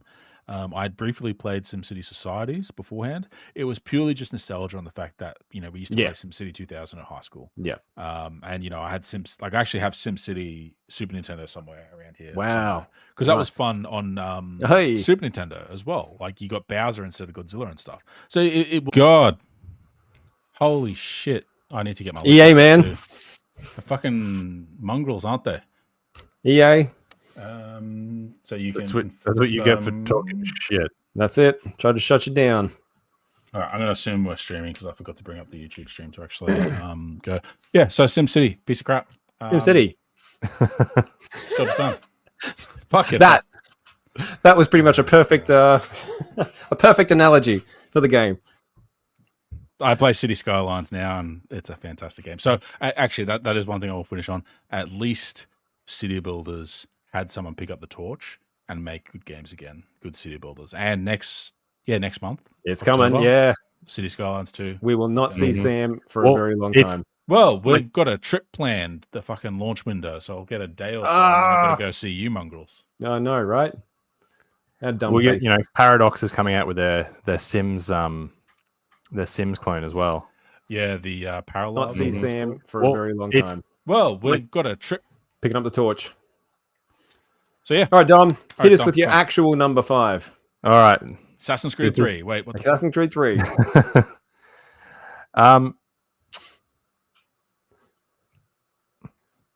Saints Row the Third. Huh. Okay. Yeah. All right. Yep. I really, really enjoyed Saints Row 2. Okay. I never played Saints Row 1, but I played Saints Row 2, and I feel at the time there was a big divergence between it was Saints Row 2 versus GTA 4. Because GTA 4 was a bit too gritty and a bit too serious, and Saints Row 2 had that kind of fun zaniness that GTA was missing out on. Yeah, that old GTAs used to have a little bit. Yeah. And I felt they both had a really good balance. Like, it was a bit of silliness and a bit of grittiness. Like, they were both grounded. And was that the game that had a dildo bat, or was that later? Yes, that's the one. Yeah, that's all I know about Saints Row. And then GTA 4 came back as well with episodes from Liberty City, like the Ballad of Gay Tony. They got their zaniness back, like a bit of fun and lightness. They got it back. Like, I still think GTA 4 is a fantastic game and a fantastic story, and Saints Row 2 was really, really good. Saints Row 3 just went too far. It's like Volition went, well, people are enjoying it for the fun, like the silliness, so we'll steer into that. Like, it's a bit like Postal, like they've just gone kind of just too far. Jumped the shark. Yeah. Like, so Saints Row 2 was good because, Stillwater, you felt like it was an actual city to take over. There was there's some things got buried on a in an earthquake, and there's a big corporation, and they're big bad guys, and you feel like you're gradually taking the city over. Saints Row 3, I don't know what the city name was. But that's the thing. Like, Stillwater, I remember the name of Stillwater. Like, it felt like a good place to run around in, and it was fun, but you still felt like you were doing stuff. Whereas Saints Row 3, like, you just kind of felt like it's the whole problem with, like, you've got God powers to start off with. Like, where do you go from here? Yep.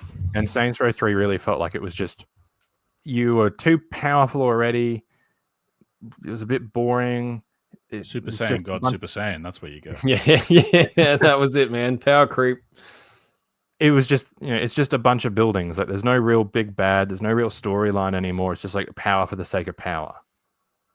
And worst of all, they didn't include the voice of the main dude from The Nanny as one of the voice options. Okay. For a third. Mr. Sheffield. It's fine. So yeah, that's my number 6 is Saints Row the Third. It just That was your number 5, by the way. That was your That's number 5.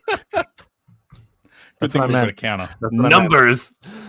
Hey, did you like Shit, Saints Row the 4th? Saints Row 4, whatever it was called.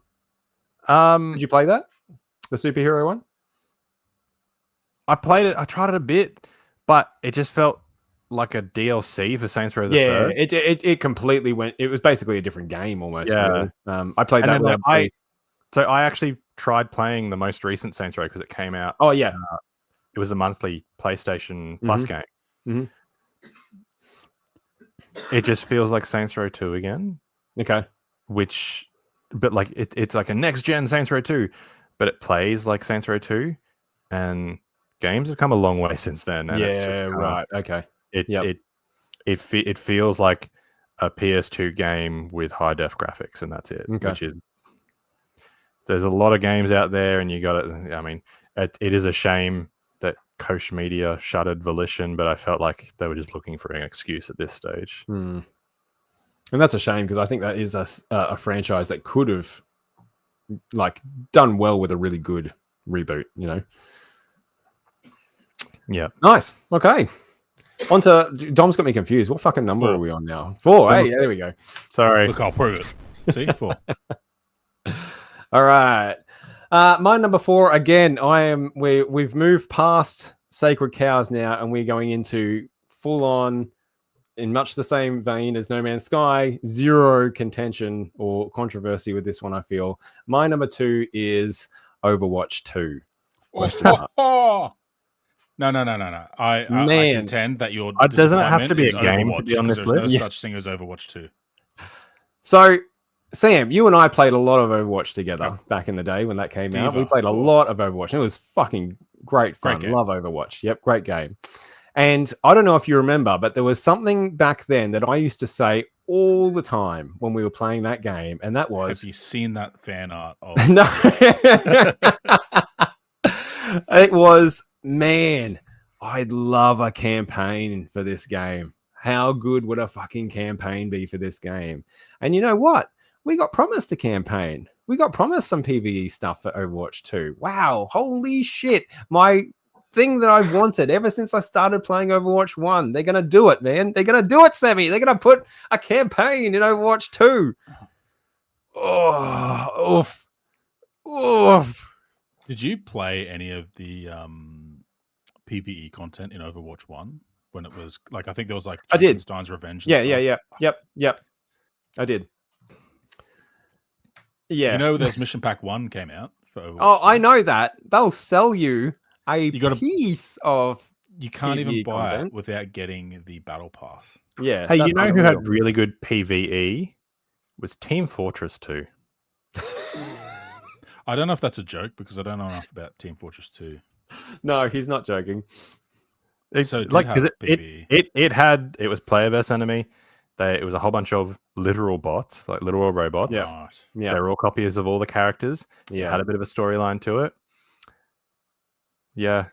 This is the problem though. Like Overwatch, like particularly early days Overwatch, right? Is they had those like little movies that would come out with characters that in some aspects would so good. They would progress the story. Oh, yeah. Like our understanding of meet the world. the scout and meet the pyro and... No, I'm talking about Overwatch. Sorry. Yeah, so like because you'd actually get hints to the Omnic War and to what different people's relationships and roles were. And I was waiting for Divas, right? Because Diva was my favorite character. Yep. You could brain off and play her because she didn't have to reload and she had a massive spray. And her ultimate was just fun to just toss in the middle of shit and see how many kills you could get. Heaps of fun. And like at some point they just slowed down. I think Jeff Kaplan, like when he left the team, like I think that was it. Like Overwatch was gone. There was no one left that was passionately trying to create driving something.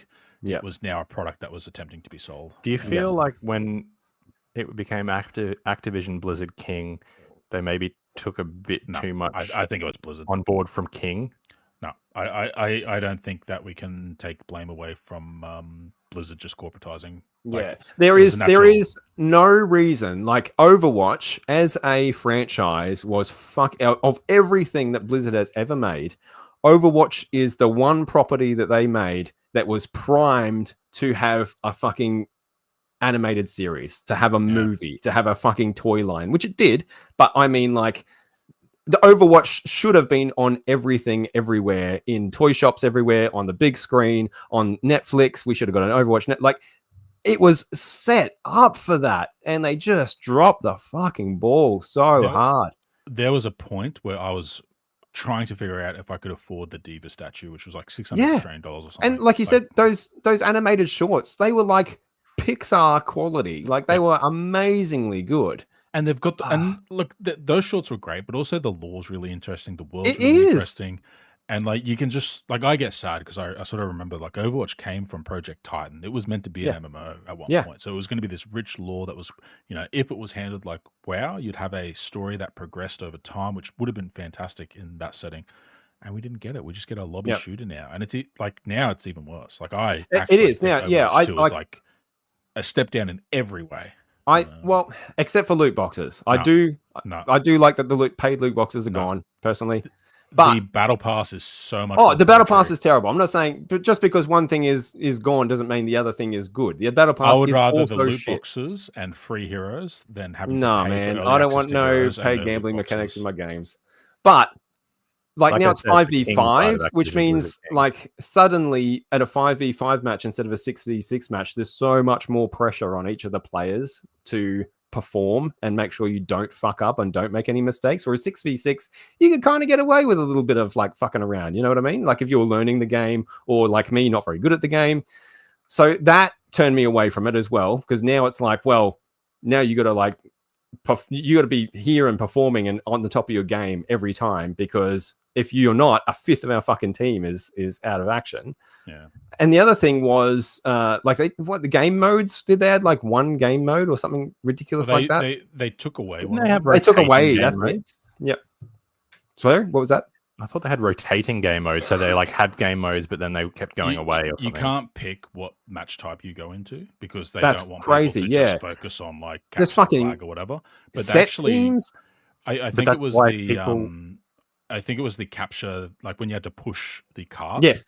Yep. I think they took that out of the game. I didn't play Overwatch 2 enough. Like when it came out, no, I didn't either. I was excited because I thought, hey, let's jump in because of PvE apparently. Yep. And like I had enough Blizzard like a credit on my Blizzard account to pay for the first fucking battle pass to get the new character, because that's the only way you could get Kirito.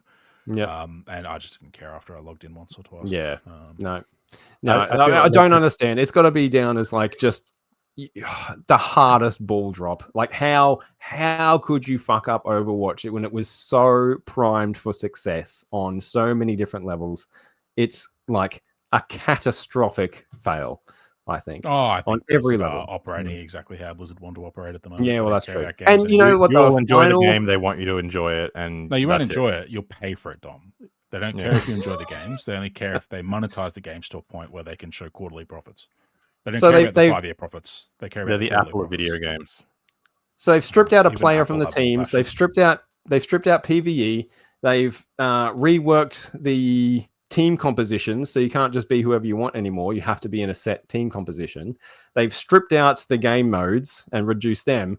All of that is like, okay, well, at least Ariza's still in there, my favorite character. No, she got a total fucking rework and doesn't play anything like she used to in Overwatch 1. So I can't even play my favorite character anymore. What does she do now? She's like completely different. Completely different. I don't even think she's like a tank anymore. Yeah, she used to be awesome. I know. She used to be great. Totally reworked her. I don't know why. I don't know what the thinking was behind that. They didn't rework many heroes, I don't think. They certainly didn't completely rework anybody other than Ariza, I think. But yeah, I was like, you know what? Fucking Audi. I'm nearly 40 years old, god damn it. 12 with this shit. And I think what pisses people off most is that they can't go back and play Overwatch 1, right? That's exactly what I was about to say. That's the worst thing is you can't. That is the worst part about it, is that they've taken away this gem and given you a turd. Fucking god damn it. Go, Sam. Gonna go back to something old school. Breath of Fire, Dragon Quarter.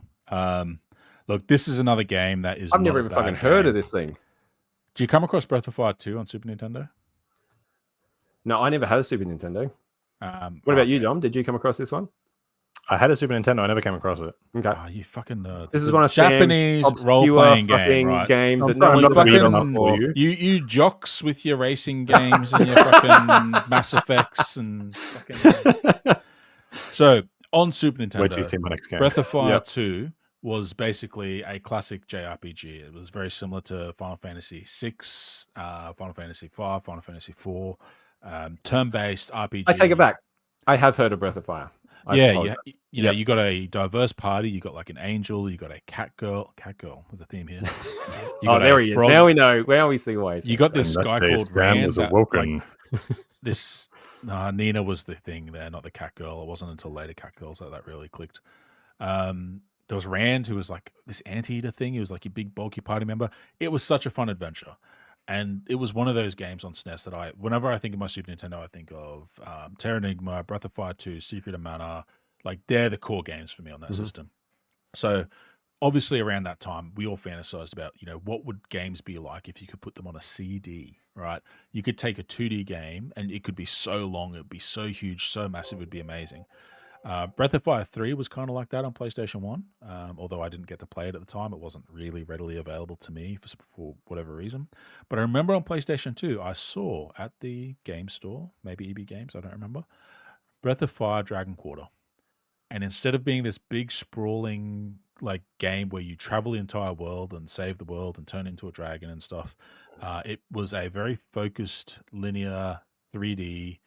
I don't even remember what the combat was like, but it didn't have that big feeling. It was definitely a divergence from what Breath of Fire nothing was in like the past. things you had played. I mean, your character could turn into a dragon-like humanoid. And look, I'll be fair. I think there are a lot of people that look back, and this is somewhat of a cult classic in some senses. But one of the things that really frustrated me is that you had a dragon counter, and it was like how much of your dragon power you had used. And when it hit 100%, game over. So if you transformed into your dragon form to make combat easier, if you're at a hard part, that would make it go faster. And so it was like this risk-reward thing. And there was some weird thing with saving. Like if you saved after you died, you would keep the experience, but you could try again from your last save point. So there was stuff that was interesting, but man, it wasn't what I wanted. Like it really wasn't. And since then, Breath of Fire has never come back. So it was it was missing what made the original ones good. It was a different genre. It wasn't that classic Yeah. JRPG that follows the formula like kinda Dragon like- Quest, it Final sounds- Fantasy, or Persona. It sounds like did you guys play Red Faction Guerrilla? No.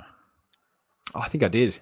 Yeah. It was like this big kind of open world physics engine. You could you had to break all the buildings. Yep. And then the next game, you were in a bunch of corridors and Yes. they'd taken it away, and you just Yes.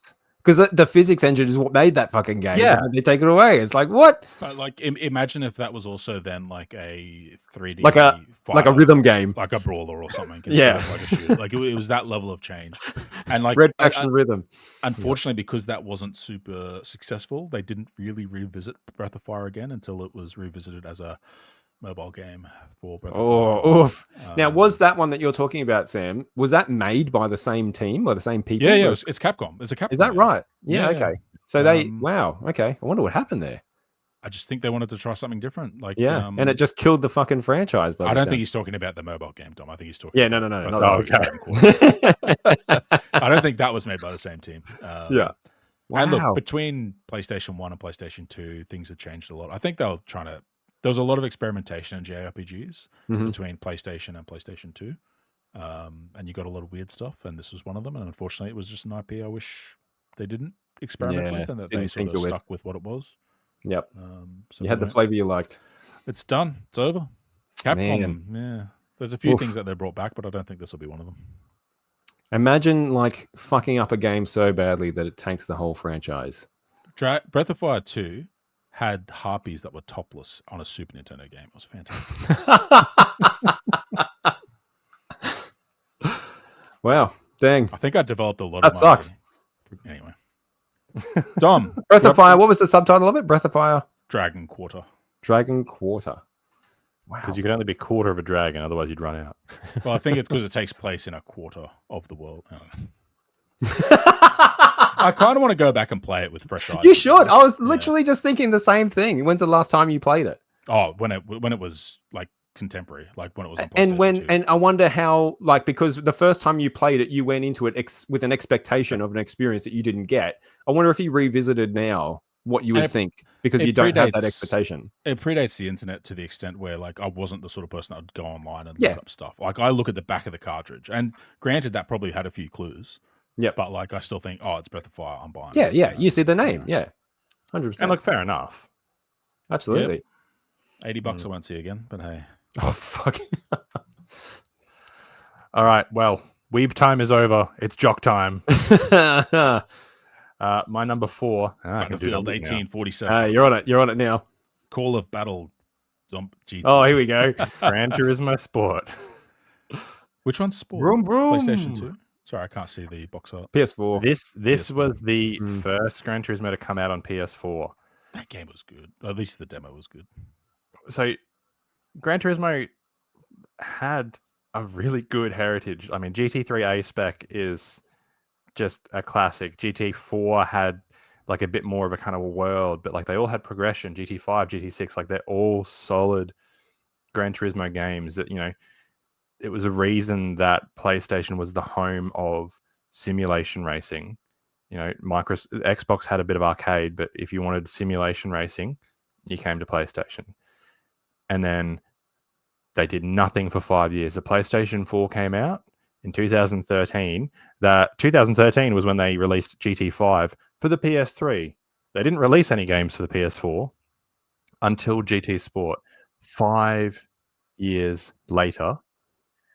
And it was quite clear that, hey, esports are a thing now. Let's make a game that will work for esports and fucking nothing else. Fuck all the rest of you. Yeah. Is this Work the one for that the movie's esports based on? and fuck Dominic. I think probably, honestly, this is when the movies come out, like around this game, but there was no single player progression. Like they had a bunch of games, a bunch of races, but like there was no progression. There was no feeling of like you were making your way through the championships, or Because the early like, one you you know, got licenses upgrades, didn't you? they Wasn't that how you didn't have progressed? licenses in it. Yeah, but the earlier ones, that's how you like. Yeah, progression was, absolutely. But then they also had like, oh, you can win the manufacturer championships, but then on top of that, they've got like, here's your beginner list of championships, and then your intermediate, then your advanced, and then your marathons. None of that was in this. It's like, here's a bunch of races. Eventually, they went, oh yeah, I suppose we need all that stuff, and they added bits and drabs into it. We're sick of getting emails from this Dominic guy. Like they eventually made it into like the game it probably should have been at launch. Even then, it wasn't. Like GT7 was a return to form. Eventually, they brought this up to snuff, but that meant that it was like 200 gigabytes. You would put your disc in, install it, and then go on holiday and wait for the rest of the fucking game to download. Shit. And that's on Australian internet. Jesus Yeah. Christ. Yikes. It's a few hamsters, that one. Yeah. And like, also, again, like, I suppose it was kind of the same as, you know, you could only play it the way you wanted to, they wanted you to play it. Like, I have great memories of getting as much power into a car as I could, racing against the computer, and just wall running my way around the entire fucking course. Or I'm on rally, well, they're too fast for me, so I'm just going to crash straight into them. It's like when you This play Mario game- Kart 8 and you just set the auto steering. You just go, That's it. But this game, even if you're playing against AI, you're not playing online or anything like that. They're like, no, you cut this corner here, so here's a penalty, or you hit this other car, here's a penalty. When they fucking hit me, but yeah, it was just after such a wait, and like coming to like the PS4, it's the new thing. They Yeah. finally got a GT. It was just a disappointment. It's would that just have been around the time when Forza ate their lunch? yeah, absolutely. I think GT Sport dropping the ball and Forza Mm. picked it up and ran with it. Yep. Man, it and sounds like the GT7's good, but they're never going to get back to where they were because of this game, I think. sounds like the solution to your problem is just join an esports team. Like, fucking, Or what's just the play big deal? Forza? Yeah, easy. No. No. Wow. No, So Forza, imagine, really? just I'm think just about going to wait this till for a second, Microsoft right? buys Sony out, then I will. Think about like having like a fucking beloved franchise that you've waited years and Wait, years and are years you doing your number, Jamie? for a sequel to come out, and then it comes out and it's just nothing but an utter disappointment. Roll the number, Sam. Oh, okay. I was going to say we're up to 3, right? Ah, fucking scrubs. Yeah, go on. It's Sam's favorite game. I love this game. Sam, fight him. Defend your honor.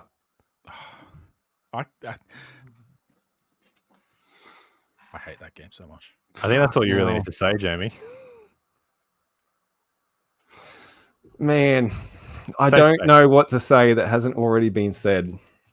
You know what Very, shits me very the most loudly about by this a lot of game people.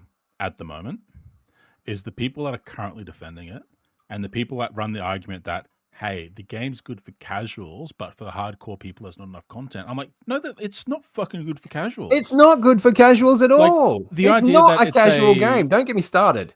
The idea that it's a game that's good for dads, like that's the meme online that I see all the Yeah, time when I'm like, on that Reddit is shit. I'm like, fucking it is ridiculous. Fucking not. Like it It's is not. not good for anyone. No, Just have you seen the table of item affixes that are in this game? on a Tuesday, you do extra cold damage to a zombie if they're hobbled while you're a and bear. they've got fucking gonorrhea. Like, it's ridiculous, the fucking affixes in this game. And explain, like, wrapping your mind around how, like, someone just explain how damage works. How does damage work in Diablo You've 4? got You 3 explain buckets. that to me, a fucking casual gamer dad, in a way that I can understand and care to understand. You can't do it. Casual game my nuts. The first you just- explanation I saw was like, it's like you've got a deck of cards, right? And you've got 3 types of cards and the damage pulls from each card. Then that was like not the best way to explain it. So then No. online creators changed to there's buckets, right? So you want to fill each bucket, but you don't overfill one bucket because then the other bucket is a higher percentage of change. And so all of these my affixes are in this bucket, and this affix is in this bucket, and this one's in this bucket, even though it looks like it should be in this bucket, but it's not. It's only in this bucket. And then that explanation went down the fucking toilet as well. Turns out the buckets are made of water. That's it. Man, like, this is... It is impossible to, for me, and maybe I'm a dumbass, but I cannot look at one item and look at a second item and go... and tell which "That one's better. No, you're No idea. exactly right. And you certainly power can't higher? fucking do Okay, it at a I'll keep it. glance, right? Yeah. You certainly can't look at 2 items and go, oh, that one's a better one. And I'll chuck it on. what really, really shits me is that the only reason those item affixes exist is to waste our fucking time trying to roll for stats at the fucking enchanter or trying to get drops where the stats line up with what you actually need for your build. Because not every If build you can needs work crit. out, if you Not can every- work out what you actually need for your build. Well, you can make some decisions to go, I'm going to do a crit build, right? You can at least decide what you want to go for and whether or not that's the right decision. Yeah, maybe you can't figure that out. But at least I could use my monkey brain and go, I like crit because it makes big number. Ooh, ooh, Yep. But now I'm competing with 20 other fucking item affixes that might go on that. Oh, God. Yep. This Can you is... Just remind me, sorry. What was your Story previous, shit too. What was your Don't previous give me one this there, Jamie? campaign stuff. What was my previous number? Your It previous was game Overwatch. Was Overwatch Overwatch. 2, Yeah. which is published by That would be ActiBliz. Blizzard. Yep. ActiBliz. Blizzard. Yep. mhm, And then mhm. this one, which is Diablo 4, which is That's- published by... That's also ActiBliz. Yep. Yep. You Mhm. got it. Yep. Yeah. There's a little bit of a trend there, isn't there? Yep. Man, this is the single most expensive beta I've ever purchased. Oh, it's not even Ever a in my beta, whole man. life. It's a cynical game made by cynical people who just Yeah. want to see numbers go up on engagement. And they I get will say this. I do think that Diablo 4 makes an amazing first impression. I do think that's true. I think the first, what would you say, Sam? 15 levels, 20 levels of the game? up until you get to the first city, right? So going through that first village, the encounter with Lilith. That going is to great. find I the even like the guy. first city personally. I think that's great. But as soon as you start As soon to as you venture leave the past city. that point, yeah, that's when you start to see like the level of padding in this campaign is unreal. The amount of shit in this campaign that wastes your fucking time. What's Guiding a goddamn camel through a sandstorm for 20 minutes, or You don't get a time mount until limit? Act 4. walking What's the around time limit on following a snake for 20 minutes. Like, it's some of the we're carrying a fucking whatever it was. What was that thing in Act 1 that you had to carry around that had all of your sins or some shit on your back? To the different shrines. To the different shrines. You have to do the pilgrimage. That's what I'm trying to find. Do the pilgrimage to walk to these 5 different points on the map that are, an inconvenient distance apart, and then walk back to where you fucking started. Oh my God. Like, what's the time limit for a Steam refund? 2 hours. Yeah. So is there about 3 hours worth of content in this? And they go, well, is it on money's Steam? out I now. think it's just on Battle.net. No, it's not on Steam. Yeah, that's the kicker. It's not on Steam. Yeah. I tried to get some money back from them because they're fucking glitch with so I'm an idiot, right? I got the early access, right? Which came with the Battle Pass. Now, I actually accidentally bought the 3rd one up instead of the middle one. So I got the ultimate, which was like $150 or something. So it came with the first, well, not the first, it came with any Battle Pass you wanted, plus a 20 level skip on the Battle Pass. And I was like, okay, cool. I'll wait till there's a season I'm interested in. The Season of Malice was dog shit. The very first weekend I logged into play and see if they actually had any actual changes to the actual game that actually made it worthwhile. And navigating to the menu, because I played it on PlayStation, so I'll use controller. Open the menu, hit L1 or L2 to go across to the season tab. Those motherfuckers had it set so it highlighted the redeem token. Baby. Yeah. And I navigated this menu a couple of times to check that I'm doing the season thing, because the season activities are on this tab and you need to navigate off that fucking button to open up your seasonal, list of doohickeys. And because the menu had some lag in it, one day I pressed left after I selected the menu, but it didn't pick it. Hit the button, redeemed. Yep. Bam. Holy shit. And what shits me so much about it is that they No, this is my number 3. This is my number 3. Number 3, you're on fucking rookie. They accepted that was wrong of them to set up their UI like that, and they changed it in a patch, and they refused to address anyone that was affected. In order to set it up like that, I threatened them with the fucking ACCC. I emailed them. I put in oh my God. It's not installed requires knowledge of good user interface. Yeah, that's in the game already. Pointedly if you try doing to the wrong dismantle a rare or whatever level or legendary, like they have are you sure if you're doing other shit in the game? Yeah. Or hold the button down. Hold confirmation the button down. of Don't destructive highlight activities. it. Make me have to select it on purpose. Any number of fucking things. Yeah, that was it's done Roblox cynically. shit right there. You cannot convince me that was not a cynical attempt to try and keep people engaged with the game by have them accidentally redeem it. Absolutely. There's no question that was a purposeful move. Like anyone who thinks that, oh, sorry, I accidentally did the UI, little fucky. Like, fuck off. Like, no way. That was in there on purpose. No question. I'm sorry. I thought this was my wallet. I was taking all the money. Yeah, that's it. Anyway, look. With it like up to the fucking elbow in your pocket. Yeah. I think we should move on, but like, I hope everyone got everything out. My next one is. I'm sensing some overlap here, fellas. Yeah, right. And I feel like this is not the last of Diablo we're going to see possibly tonight either. Oh man, didn't want to cut everyone off, but there might be some stuff. Overwatch 2. I mean, we've said it. Yep. Just the wasted potential. That's the most capital sin is the wasted potential. It's the idea that was so plain of what it could have been. That's with Overwatch 2 and what happened with that. It's like, hey, maybe Blizzard are misguided. With the context of Overwatch 2 and Diablo 4, I now just think Blizzard are bad. Like that they are doing what they want to do, and they're doing the things that they think will make them the most money. Yeah, and they don't care. Their laurels are very, very comfortable that they're resting on. No, I don't think they're resting. I think they are cynically seeking to maximize profits on the audience that they have gotten off their good work in the past, and now they don't do good work. Yeah. Well, that's what I mean. Like, I think they've gone, we've done the good work in the past. Now people are just going to come in if we slap that name on there. Yeah. No, but I don't think it's a passive. Like, I guess what I'm trying to say is like it's not the passive. Like, hey, we've built up. Yeah. No, you're like they're sitting there wringing their hands. You're saying and going, right, we fucking got them. How do we get them a little bit more? Like, I think it is the worst part of what gaming is in this current day, current time is the way these businesses operate. Absolutely, Blizzard are like the epitome of that at the moment. 100%. Yep. And I think it's And it telling hurts that, like, because it's from our childhood. Diablo, Yeah. StarCraft, Spawn yeah, Edition. yeah. When Free you think Vikings. I of when you fucking think played of Free all those Vikings back in the games, those Blizzard games that you grew up on or played when you were younger and fell in love with, and like Warcraft and StarCraft and Diablo, all of the people that created or worked on those games are gone. Yep. They are no longer at that company. Jokes right? on you, chumps. I had my trauma during my childhood, and I've gotten over it now. Everything in like Overwatch, like 1. Overwatch might not be a good example, but like early Blizzard games like StarCraft and stuff and Warcraft, they were designed to be fun.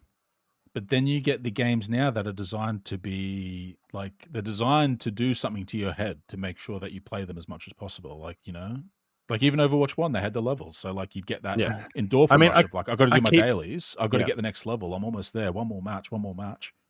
I keep bringing it up, but like everyone forgets that King is part of Activision Blizzard King, and they know how to monetize a game. Yeah. Because I don't think it's about King. I think it's about the gaming industry. Like even if it wasn't, You're right. It's not Activision just Blizzard, King at all. No. No, This is I think they'd still be doing the same stuff. Activision Blizzard have got all this know-how from King. No. I know what you're saying, and yes, of course, there's going to be some transition, but I think the gaming industry, like, it's not just companies that have. Yeah, look at EA and you look at Ubisoft and look at all the other big publishers that are out there right now, and they're all doing the same shit. Like King's not in all of them. If you've heard about the Unity drama, right, with the CEO that was like, "Hey, we're going to monetize install." I won't go into that. When he was the CEO of EA, like, you know, that's the gaming company. He's like, "Hey, if we get people hooked on Battlefield to the point where they've been playing for 6 hours and suddenly there's a bit of you know, hey, if you pay us $1, you'll a little get bit of ammo. something. Yeah. Like he literally said, after 6 hours, we can sell people ammo for $1. And he didn't mean that literally, I don't think. I think he meant that once people are invested, we can get their fucking money. And that's what's happening in Blizzard. And and it's not even like it's not even trying to hide it. You know what I mean? Yeah. Yeah, they do such a bad, like, I don't mind if a game is trying to get my fucking money. Like, I play fucking MiHoYo games. I play Genshin Impact. I play fucking Honkai Star Rail. And at least those games, no matter how cynical they might be, if you take away the veneer, at least they go, hey, in exchange, we're going to be fun. Yeah. Overwatch 2 and Diablo 4, no buy-in. not fun. And I know Overwatch 2 doesn't have any buy-in, but you know what does? 110 fucking Australian dollars. Are you kidding me? God damn it. Well, I've had it with this Activision bashing. It's time to bash a different developer. Okay. Pay $80 to $90 for a game that does nothing. Do it.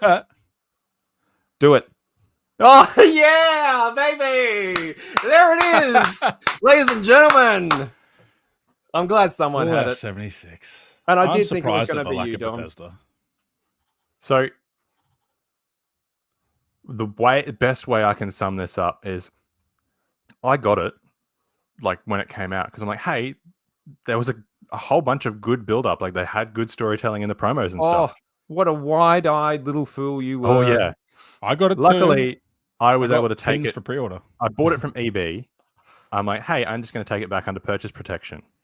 I was wondering within a week because I'm like, I played it for a couple of hours. I'm like, there's nothing here.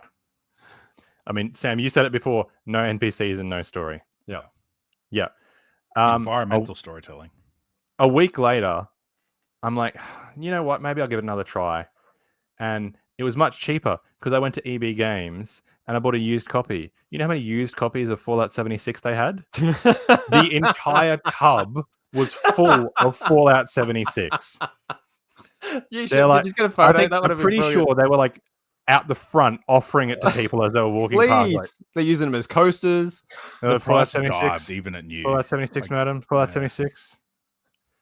That free with a fucking anything, an amiibo or a keychain or something. Just take it. There was so much potential there. Like there's so much lore. There's all this background, and it's just empty. Like environmental storytelling is not just, hey, there's a bunch of audio logs everywhere. But it's not even that. It was fucking terminals you had to read like a caveman. Yeah, but yeah, it was just terrible. It had such potential, and you know what? I've heard it's better now, but I'm not playing it because I don't want to have Still to costs slog. time. All right, Well, now, no, but like, I don't question. want to have to slog through a whole bunch of how many hours I've got to do this to get to where it's good. Well, to be Question. fair, the Got a question. change does start at level 1. Sam, Like you they said put you you pre-ordered it, right? Yep. Did you pre-order it, Dom? Yeah. Did we learn our lesson? No. You fucking morons. Oh my god. If I bought it me? on day 1, the same thing would have happened. I'm part of the problem, okay? You are part of the goddamn problem. Oh, and that would have crushed you, Dom. Did you fucking pre-order love Fallout. 004, Jamie? No, I didn't. See, it still happens, doesn't it? Doesn't It make any does. difference if you pre-order or not. Good first impression. Did Fallout 76 make a good first impression? To me, And you know what? It was Because fun of at first Fallout to me. 76, I'm never going to play another Bethesda game on PlayStation. Really? That's fair. Well, That's I completely don't think fair. it's because of Fallout 76. Shut I up, think it Sam. might be That's the because reason of why. Shut up. That's the reason why. That's what I'm sticking I'm with. sticking to it. All right. Oh, Well, we're in the yeah. real like fucking teeth of this thing now. Number 2, So we at right? 3 or 2? 2. We're in 2. Number 2. All right, I'll put up 2 and we'll go with that. All right. By the way, everyone watching, Sam is like fucking pulling a superhuman effort here. He is driving the entire stream. Apart from He's when it doing crashed. all of the animation switching. He's doing all of his own list and his own like fucking images and everything like the whole. Sam is driving this entire engine, buttons basically. out the I'm wazoo. producing, all right. Yeah, You know, as well as doing his own list and participating in discussions. I don't understand how he does it. We're very grateful that he's here. multi-threaded. All right, my number 2 is man. Right, okay. We have a little bit of story time to start with this one. I'll look for again because it's so I fucking adore Pokemon, right? Sam, you and I would have we were right there in the target age when Pokemon first released in the West, pretty much, right? Only one of us was guilted for it, though. Were you guilted for Pokemon loving? It's a good Really? little Christian boy. I Oh, sold of Pokemon course. Yellow Oh, and the of fucking course. Pikachu Game Boy because it Yeah. was evil. Are you playing that demon game? Apparently, sold it Yep. to fucking anyway. But anyway, like what I mean is like we would have a level of nostalgia for that franchise, I think, that you can Pokemon only really cards, have if you were TV show. if you were about 11, 12 years old in 1998 when that game came out, right? Like Fuck that's Dominus Crystal. Red and red blue. and blue, OG red and blue, right? And it's hard to describe to people who weren't like around. I was having this discussion with Nala the other day, my daughter, about how I was her age when Pokemon, this hot new thing called Pokemon suddenly came out, right? And it's hard to describe just how crazy the world went over Pokemon, like Pokemon fever. If you weren't there and didn't experience Pokemon fever, it's really hard to describe it to someone who didn't live through it. Defines Game Boy for me.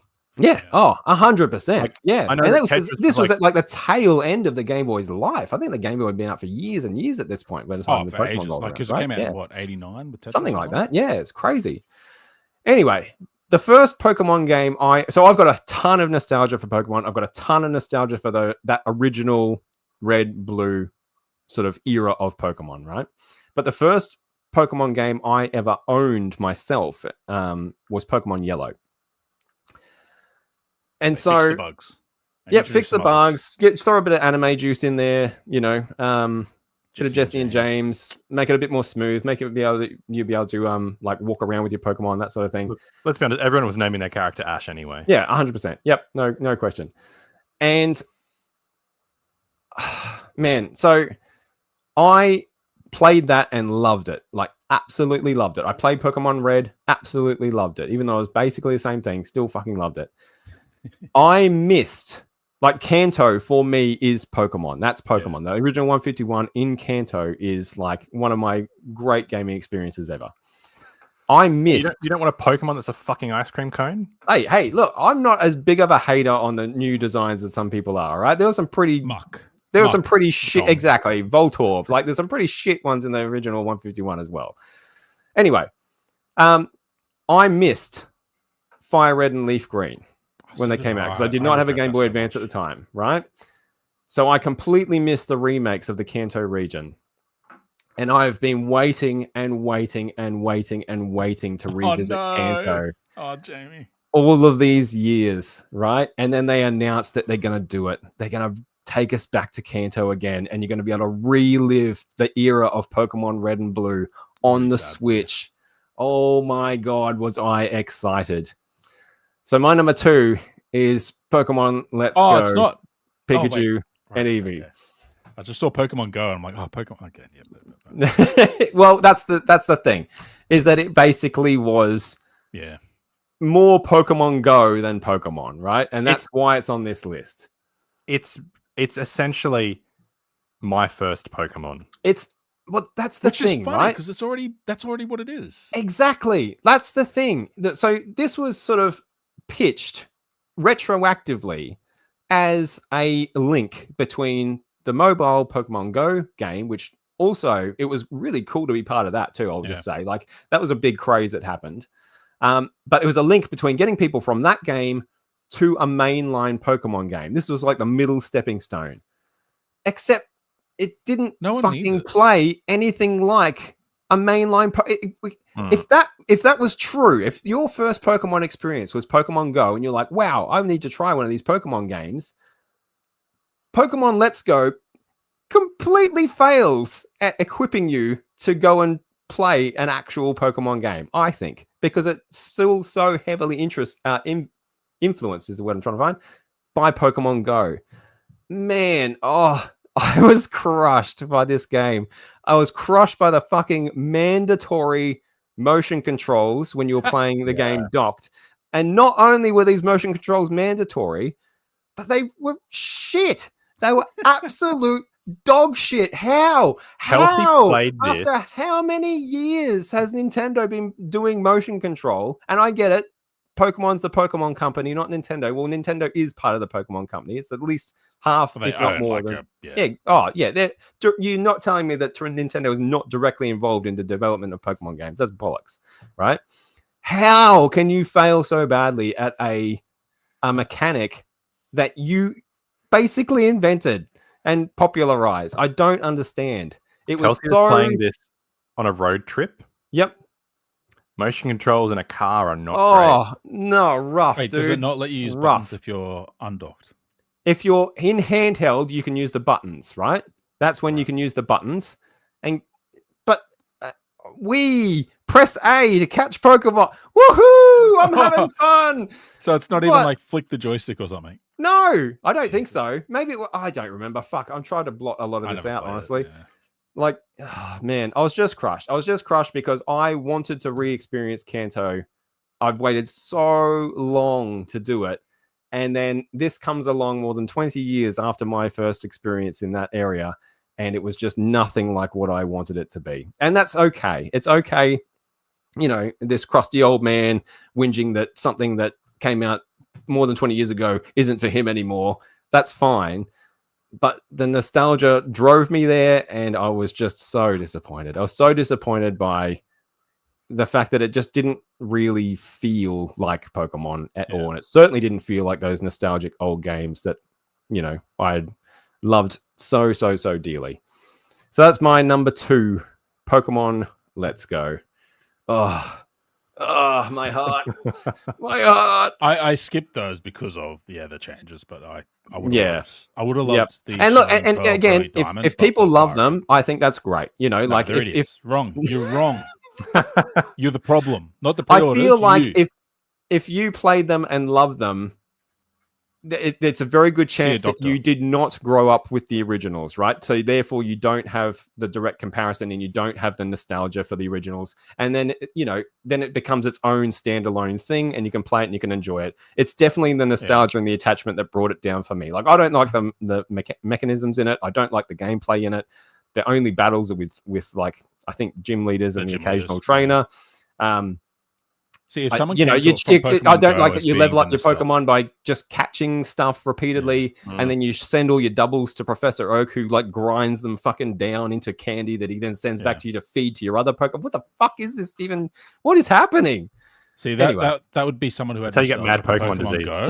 They would like probably enjoy it because they would be feeding on their own nostalgia from like, what was that, 2018 or whatever? Or was it earlier than that? What's that? Go? Like it might be if people have nostalgia for Go and they play that game. That's the Again, target if you audience. never played Pokemon Go and you jump to this and this was your first console mainline game and you never played anything other than Pokemon Go, I can see you having a really good time with this game. I can. I genuinely can.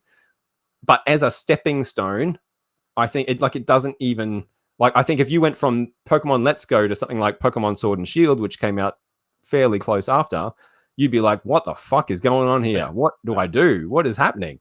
I What? tried doing that for Kelsey, and she just kind of Yeah. It's too big of a leap, I think. And again, they're not very difficult. Like people aren't fucking stupid. Like they're not that difficult a game to wrap your head around in the first place. You just didn't pick need a a starter stepping stone, and you just go brain dead. I can solo everything with a starter. Yeah. Like exactly. unless you're doing a Nuzlocke or something, a self-imposed challenge, the games aren't hard. Yeah.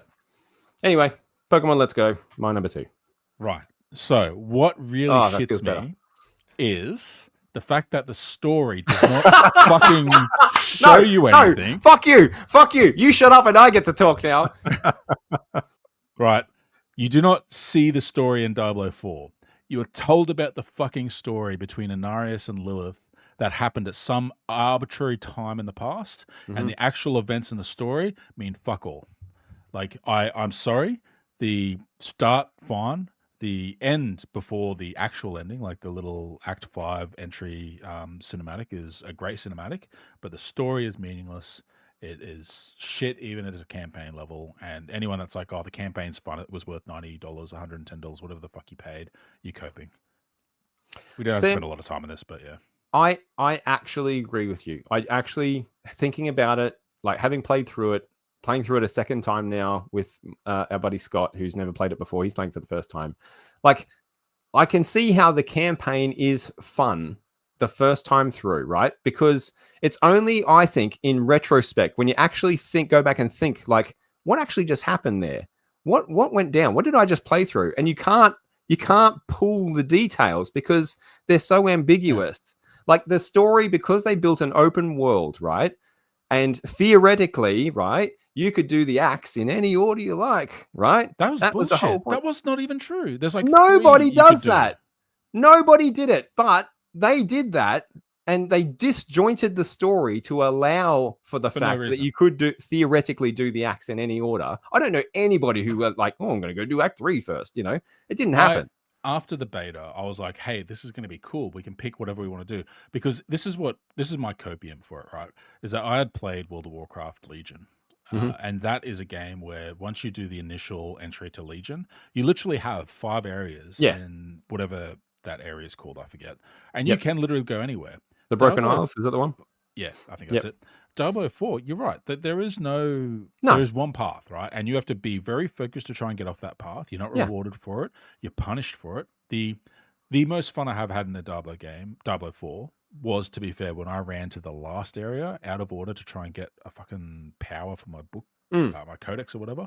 And everything was 10 levels higher than me. Because the other thing that shits me about the game is the level scaling is done so awfully. Don't even get me started. I fucking hate level scaling in games. I could only get to a point where it was fun, where I had to actually like run back and forth and kite enemies and get energy back and try to line them up when they were 10 levels above me. And I think it was like level 30 to level 40. So it was a high percentage of my total level. Yep. I hate so much that you cannot, like, there's no difficulty there's no such thing as picking a difficulty level in 004, because they are not difficulty levels. They are tiers that you have to progress through. Yes. So I can't choose to I'm going to play Torment difficulty because I want to make it harder for myself. Yeah. No, you progress to Torment difficulty after you unlock it, because now there's nothing left for you in Nightmare difficulty. Yeah. It is just... And guess what? There's fucking nothing left for you in Torment difficulty either, because everything's exactly the same. There's nothing new there. Once you've gotten to level, what would you say, Sam? 50? You've seen the game. You've seen everything. You've seen everything it has to offer. Oh, no, right? I think you need to be level 41 or 42. So yeah, you can unlock plus, but they forgot to add any plus stuff. But it's not a new game. Like, it's nothing. No, there's nothing new. I am so frustrated, mostly by the fact that I couldn't start season 1. Well, there's a lot of things I'm frustrated about, clearly. But like, one of the key points I think that makes the game really bad is that I couldn't start season 1 at tier 4 difficulty and have a difficult replay of the game from level 1 because you don't pick your difficulties. You progress through difficulties, which is ridiculous. Because I'm pretty sure in Diablo 1 and 2, you pick difficulties, right? No, you progress. You progress in progress in Diablo 1 and 2. You're thinking Diablo 3 is where you picked your difficulty. Right. That lets you pick it right off the bat, right? And again, that was some people like it, some people hate it. It started as you have to progress. It? Just don't pick the harder difficulty. Yeah, that's right. Exactly. Yeah, you're right. Preach it, brother. Everything you're saying, and I agree that the campaign, in retrospect, is again the people that are saying like, "Oh, but the campaign was fun." I know that's because I'm a fucking Diablo nerd, right? Why was he there? Why didn't we fight him after he was on the dog? Yeah, who's the dog? None of it is explained. It is simultaneously trying to position and pitch itself as a casual, I've never played an action RPG game before game, which it fails at. And also, you also have to be the hardcorest Diablo nerd to actually have any idea what's actually fucking happening with any of these people. They're teasing, right? In the next big patch, they're going to add 5 bosses that are like Uber Lilith. Who here got anywhere near level 100? No, I gave up way before that. Yeah, but why the fuck isn't patch 1.0 when the game released? Why are there not replays of the act bosses? I don't remember the bosses for most of the acts. No, Andariel, I remember. Yeah, was there some maggot thing at some point? That was a Spider Queen. Was it? Wait, who was on the dog? The fire. Doman's place or something. Old mate, fucking. Well, that's who I thought Andariel was. Yeah. Okay. Here's the real question. Here's the real question, right?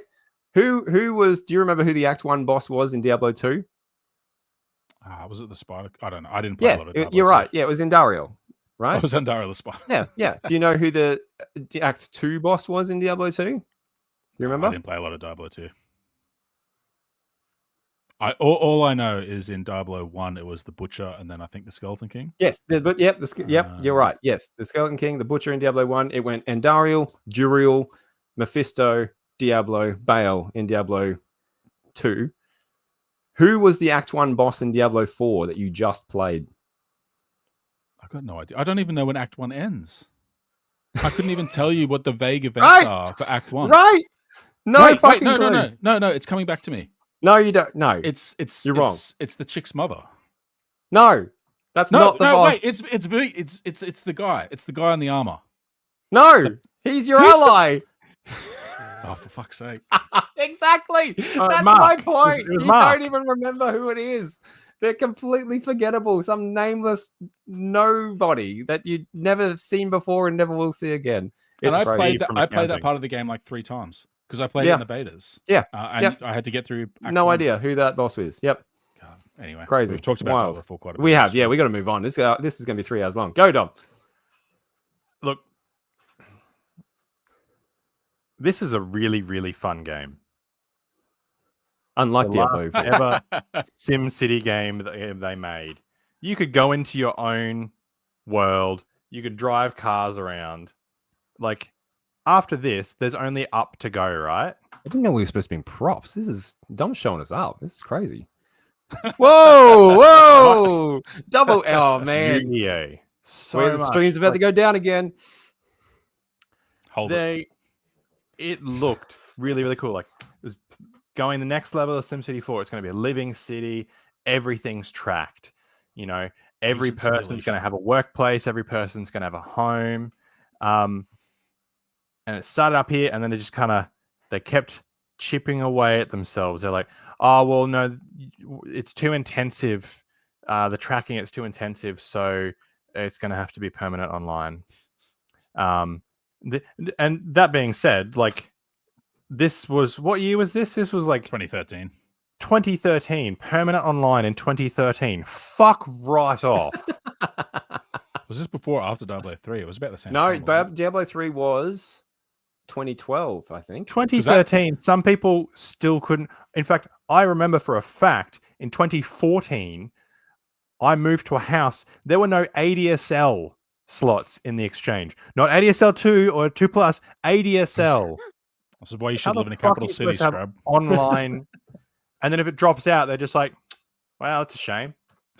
But then on top of that, they're saying, oh, it's very, very complex. It needs the servers to be tracked. they're not tracking fucking anything. Each person was treated like a water pipe. They Yeah. go along the street to the first empty house and go, "Oh, this is my house." And the Every next night. person, "Oh, that house is my. Oh, this is my house." Yeah. How are you tracking? Ugh. And one of the big revolutionary things, you can build curved roads now. It's great. You can build curved roads. You can't build anything on them, or if you do, like you can only really put one thing. Have you played City Skylines? I have, and look, you know what? Bright side, thank God for SimCity 2013, because now we have City Skylines. Like, They do curved roads too. Yeah, they do. yeah, like SimCity is Both now ways. SimCity Skyline. Roller Coaster Tycoon is now Planet Coaster. Yeah. Like, Yeah. Thank God for these companies. Roller Coaster Tycoon is still Roller Coaster Tycoon 2. Oh, Like I just can't get past. Sticking- I've yeah, tried. Roller Planet- Coaster Tycoon 3 is good. I've tried Planet Coaster. I don't know. It didn't stick. But Look, maybe it's also a time thing because it's hard to the- sort of get into those games. The king is dead. Long live the king. But SimCity, oh, that head's going to be on a pike. oh man. But And it killed the company too. what do you really Maxis. think of SimCity though? Like really, what do you really think of it though? Like, you know. SimCity 4 is a fantastic game. It's a shame it's the last SimCity they ever made. Well, that's the thing. Like back then, like at least you had like Rush Hour and stuff. Like they actually did fun things with your city. They Yeah. took your city and they turned it into something you could play with using other. You know, the games. worst That thing doesn't happen anymore. SimCity 4 Rush Hour did, the worst thing was that if you went into your city and like did like a put out a fire thing, you couldn't necessarily, if you had like a ferry connecting to a different part, you couldn't get to that other part. That was like the worst thing I came across in SimCity 4. And like they're still doing something that's so experimental and fun and just like I don't know, it captures the imagination to be able to be like, hey, you get to roam in your city and like respond to emergencies and Rush Hour, that you know never how happens. you dealt with protests in Rush Hour? You drove around as the mayor in a limousine, pushed the button, throwing cash out the window. Just like in real life. Like, to go from that to this is just this. Yeah, this does not exist. As this is not a SimCity game. This is just And therefore, it is not your number 2. no. This is the. You know, I've recently watched Men in Black again, and this is like SimCity. It's in a SimCity suit. It's Vincent D'Onofrio. Yes. Amazing. Wow. Okay. Now you got that all off your chest. How are we feeling, fellas? We got Look, we feeling good? We feeling a bit better about ourselves? I said at the start, I'm not angry. I'm just disappointed. I'm getting angry. Yeah, starting to get a little bit angry in there. I told you we're going to get angry towards the end. Yep. So.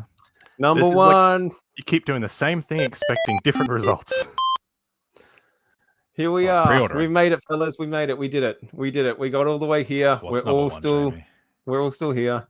Give it Fuck to me me. What's up, it going to be, Timothy. Sam? What's it going to be? What's my number got- 1? I'll tell you. I'll give you some clues. It is a massive Oh, cult you think this classic. one's really A massive effect. No, Mass Effect 2. I'll give you another clue.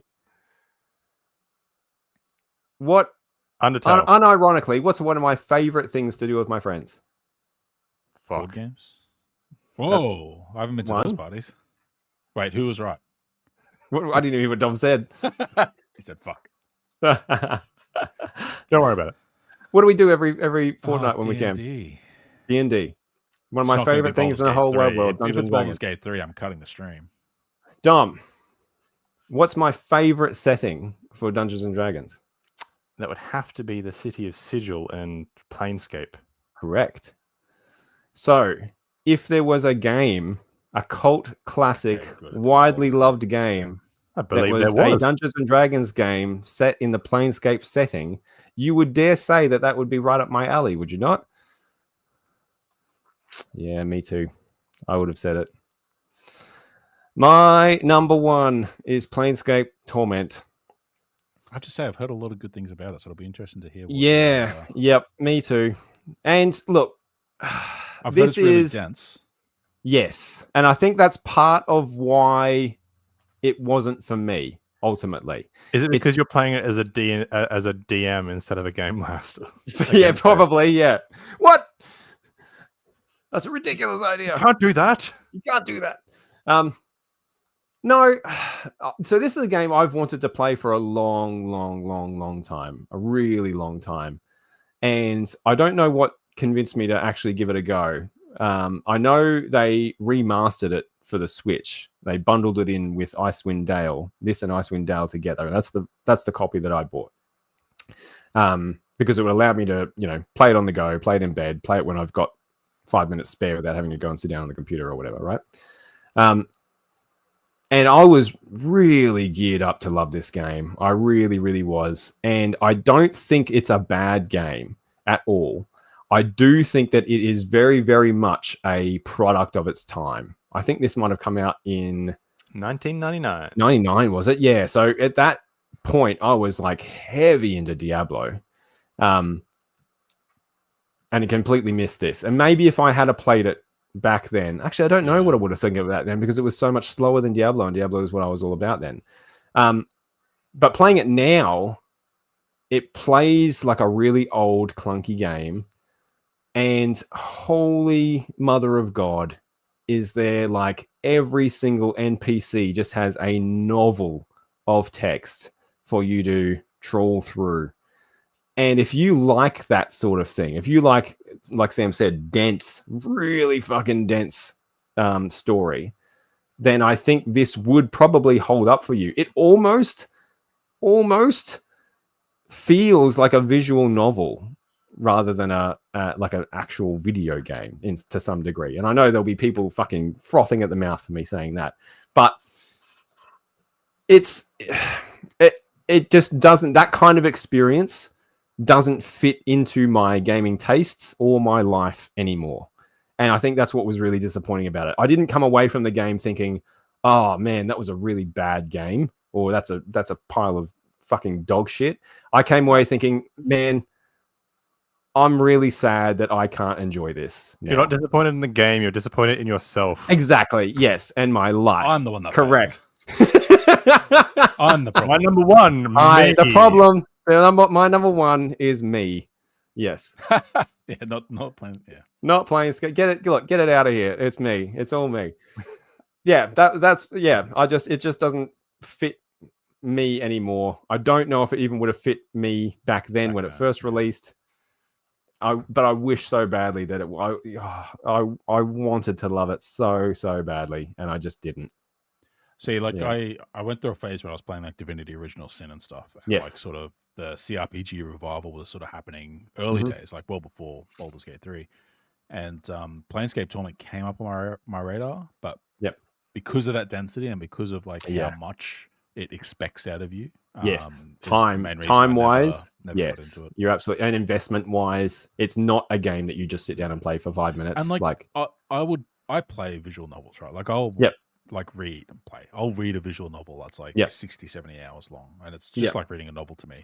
Like I wouldn't want that in a game that then expects me to stop and start between other aspects of the gameplay. If they want me to read that much, just let me read then. If you got a story to tell me the story. Don't expect me to then go on whatever else. Yep, I 100% agree with you. Yeah, it was the chopping and changing between an immense novel of content and really old, clunky D&D gameplay, and it just didn't work for me, and I was gutted that it didn't, because I should love this game. This should be one of my favorite games ever, and it's not. That's my number one. Number one, the concept of aging. Death comes as first all. So, exactly. My number one, the granddaddy of role-playing games, including Japanese role-playing games, made a game. In 2012, I think they announced they intended on making this game a throwback to the glory days when role-playing games were unique, experimental, crazy. When role-playing games are real games. Yep. The red flag here is that it involves Kickstarter. Okay. So my number one biggest disappointment, and it's because of the theoretical cachet of the person involved and the promises made and the expectations. How I much had early. money has been raised on this Kickstarter, Sam? It was a couple of $1 million, but then I Holy think shit, okay. $6 or $7 million Yikes. in post sales. Yeah. Friends with what's the guy? Chris Roberts. So we're talking the same level of game design cachet here. It is Richard Garriott's Shroud of the Avatar, the spiritual successor to the Ultima series, which is this the one that he was going like, oh, this is going to be like the ultimate game that's ever gamed? Okay, game. This is a deep rabbit hole, and being that this is a list video, we can't spend too much time on it. But the company Portalarium that Richard Garriott was a part of, they did try to make the ultimate RPG. They flirted with things like Facebook because of Farmville. They flirted with mobile games, and the idea that it was a collector game.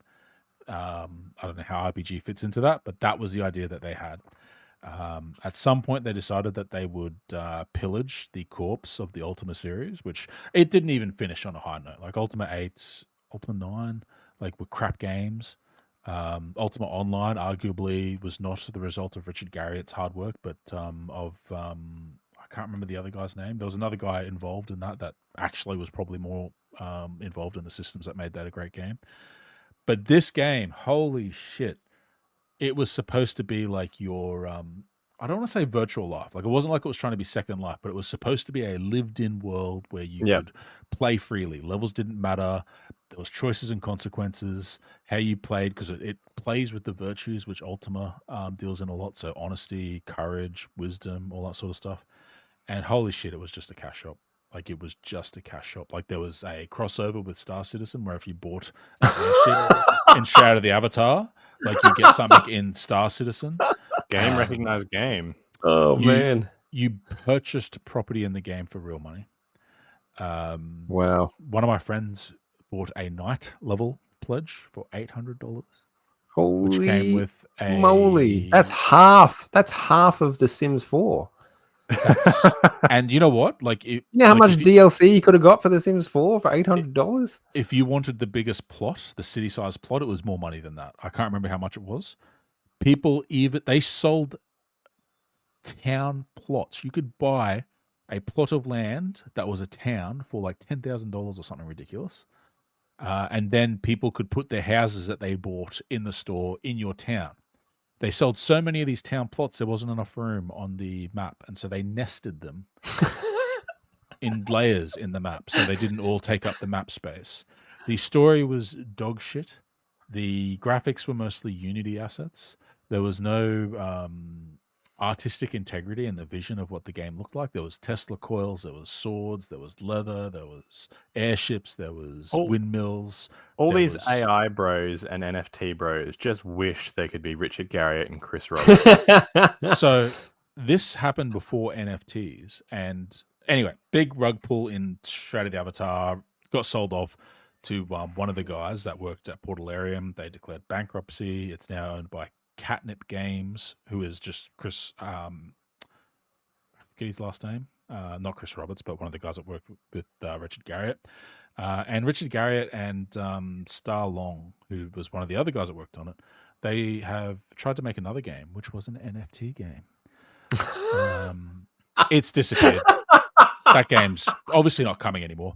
But like Shroud of the Avatar had a forum where people would go on and they would sell items. They tried to establish rarity. So like if you donated money in a certain month, you would get that month's rare items. And the idea being you could then sell it for a profit because they'd be rare because they wouldn't make them again. But then they just started doing that, but they'd put the month and the year on the item. So like, hey, this Christmas headband for 2018. Well, here's the 2019 one. Technically, it's different. Same fucking asset. This game is so bad that on my YouTube channel, me and one of my friends, the guy who spent the $800 on the Knight's Pledge, are opening the collector's edition and throwing it into a fire and burning it. Committed to the disappointment in it. And like, look, we were both really excited about the game. Like when it was being planned, like I'll finish with this one last people point. got angry over horse armor and Team Fortress. Yeah, right. Yeah. Back in the good old days. What shit me the most about this game was the change in the vision, right? Because they sold us on Kickstarter on a game where levels didn't matter. This game would not be about the grind; it would be about the choices. The core game mechanic was that you had to grind experience, and then that experience, by then grinding a skill, could be placed into the skills, and that's how you level up the skills. There was no cap to anything, so it encouraged people to grind literally forever. You had people getting groups together that would be able to grind out millions of experience per hour, that would sell that for real money as a service, so you could level up your character. But it's not about the grind; it's about choices. It's about story. Mhm. Yeah, the choice is: do you grind or not grind? That's a Yeah. choice. How much money do you pay? To set on fire or not set on fire. Amazing. For fuck's sake. Holy shit. Sam's got to have a little eye down now. Oh, look, like I said, we burnt that motherfucker. You got it all out of your system already. You're good. To the 4 wins. Oh, follow that, Dom. Kickstarter, All right. man. Never Well, once. earlier in the week, I posted on the gram. On the gram. Cool, you see. About my favorite gaming artifact Uh-huh. being a poster from Call of Duty Modern Warfare 3. Mm-hmm. And looking at it right now, it's a Time magazine. It's got little story beats from like that had happened in Modern Warfare 2, and this is of course old Modern Warfare, not the new Modern Warfare, which is very fucking confusing. Trying to get this image, just impossible. That's my best memory from this game, is that poster.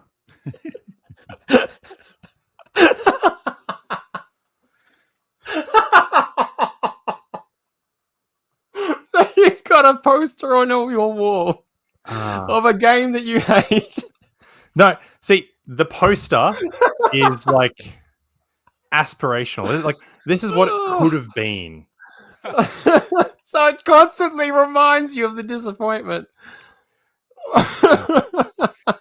That's some next level masochism. This game had so much potential. Modern Warfare 1 kicked off with you being in the body of an American Marine dying from a nuclear explosion.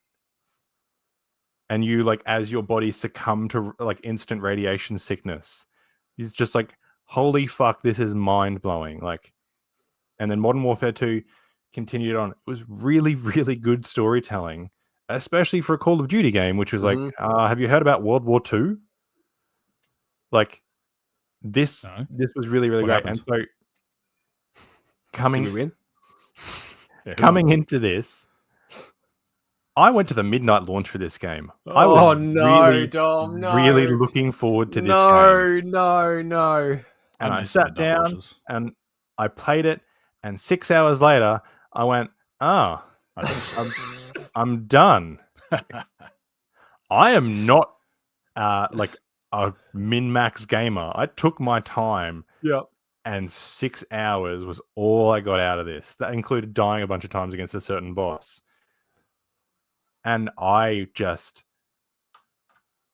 the bad taste that this left in my mouth after years of story build up, to just be like, this is the equivalent of like, and it was all a dream. Like, okay. That's the biggest fuck you, isn't it? Yeah. It just fucking ended. Nothing. And they're like, oh, but there's all the multiplayer. I'm like, fuck the fucking multiplayer. I'm here for the single player. But cool poster. Yeah, look, the poster is there just to like what could have been. This is like the alternate timeline of like, I can just, I remember how cool Modern Warfare 3 is. Look, it doesn't look like Modern Warfare. It looks like a time poster. It sort of brings up that interesting sort of value judgment on a game where, like, is a game based, like, how do you value judge a game? Is it via time? Is it number of hours that you last or not? Like, one of my favorite games ever is 3 hours long, right? Absolutely one of my favorite games ever. But they're 3 absolutely amazing quality hours. If you've played this for 6 hours, okay, fair enough. Were they 6 good hours? I'm guessing fucking not, right? Whoa. What's that 3-hour game? Don't skip that. 2BA. I'll talk about that later. I feel like it might come up on a list.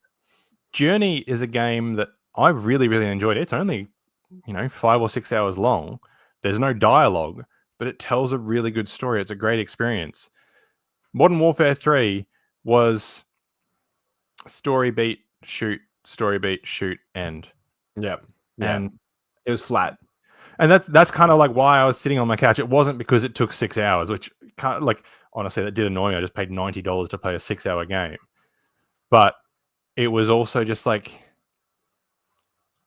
I wanted so much more. Yeah. Yeah. Oh.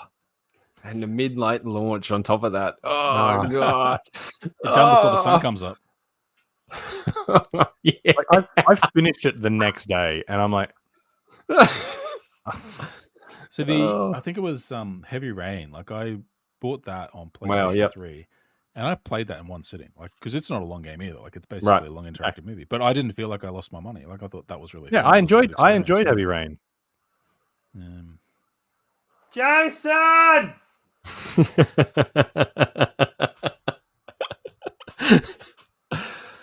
Oof, Dom. Oof. Yeah, that's a big one. That's a big one. I love that you still have the poster on your wall though. That is like, that is brilliant. That's pretty funny. Look, so that's it. We're done. It's a double-sided poster, so it does. The other side is of the game cover. Right, that will never see the light of day. It will always be. Yeah. You're not that hard of a masochist. No. All right, we made it. We made it, guys. Hooray! We did it. That was a big one. If you're still watching, thank you so much for hanging around. We understand that was we had a lot to get off our chest, but don't we feel better? Don't we feel unburdened? I'll have to calm down a little bit after that. Yeah, right. Now. All that negative energy just ejected out into the universe. We've just added at least 12 months to our meager lifespans, I reckon, after that. Beautiful.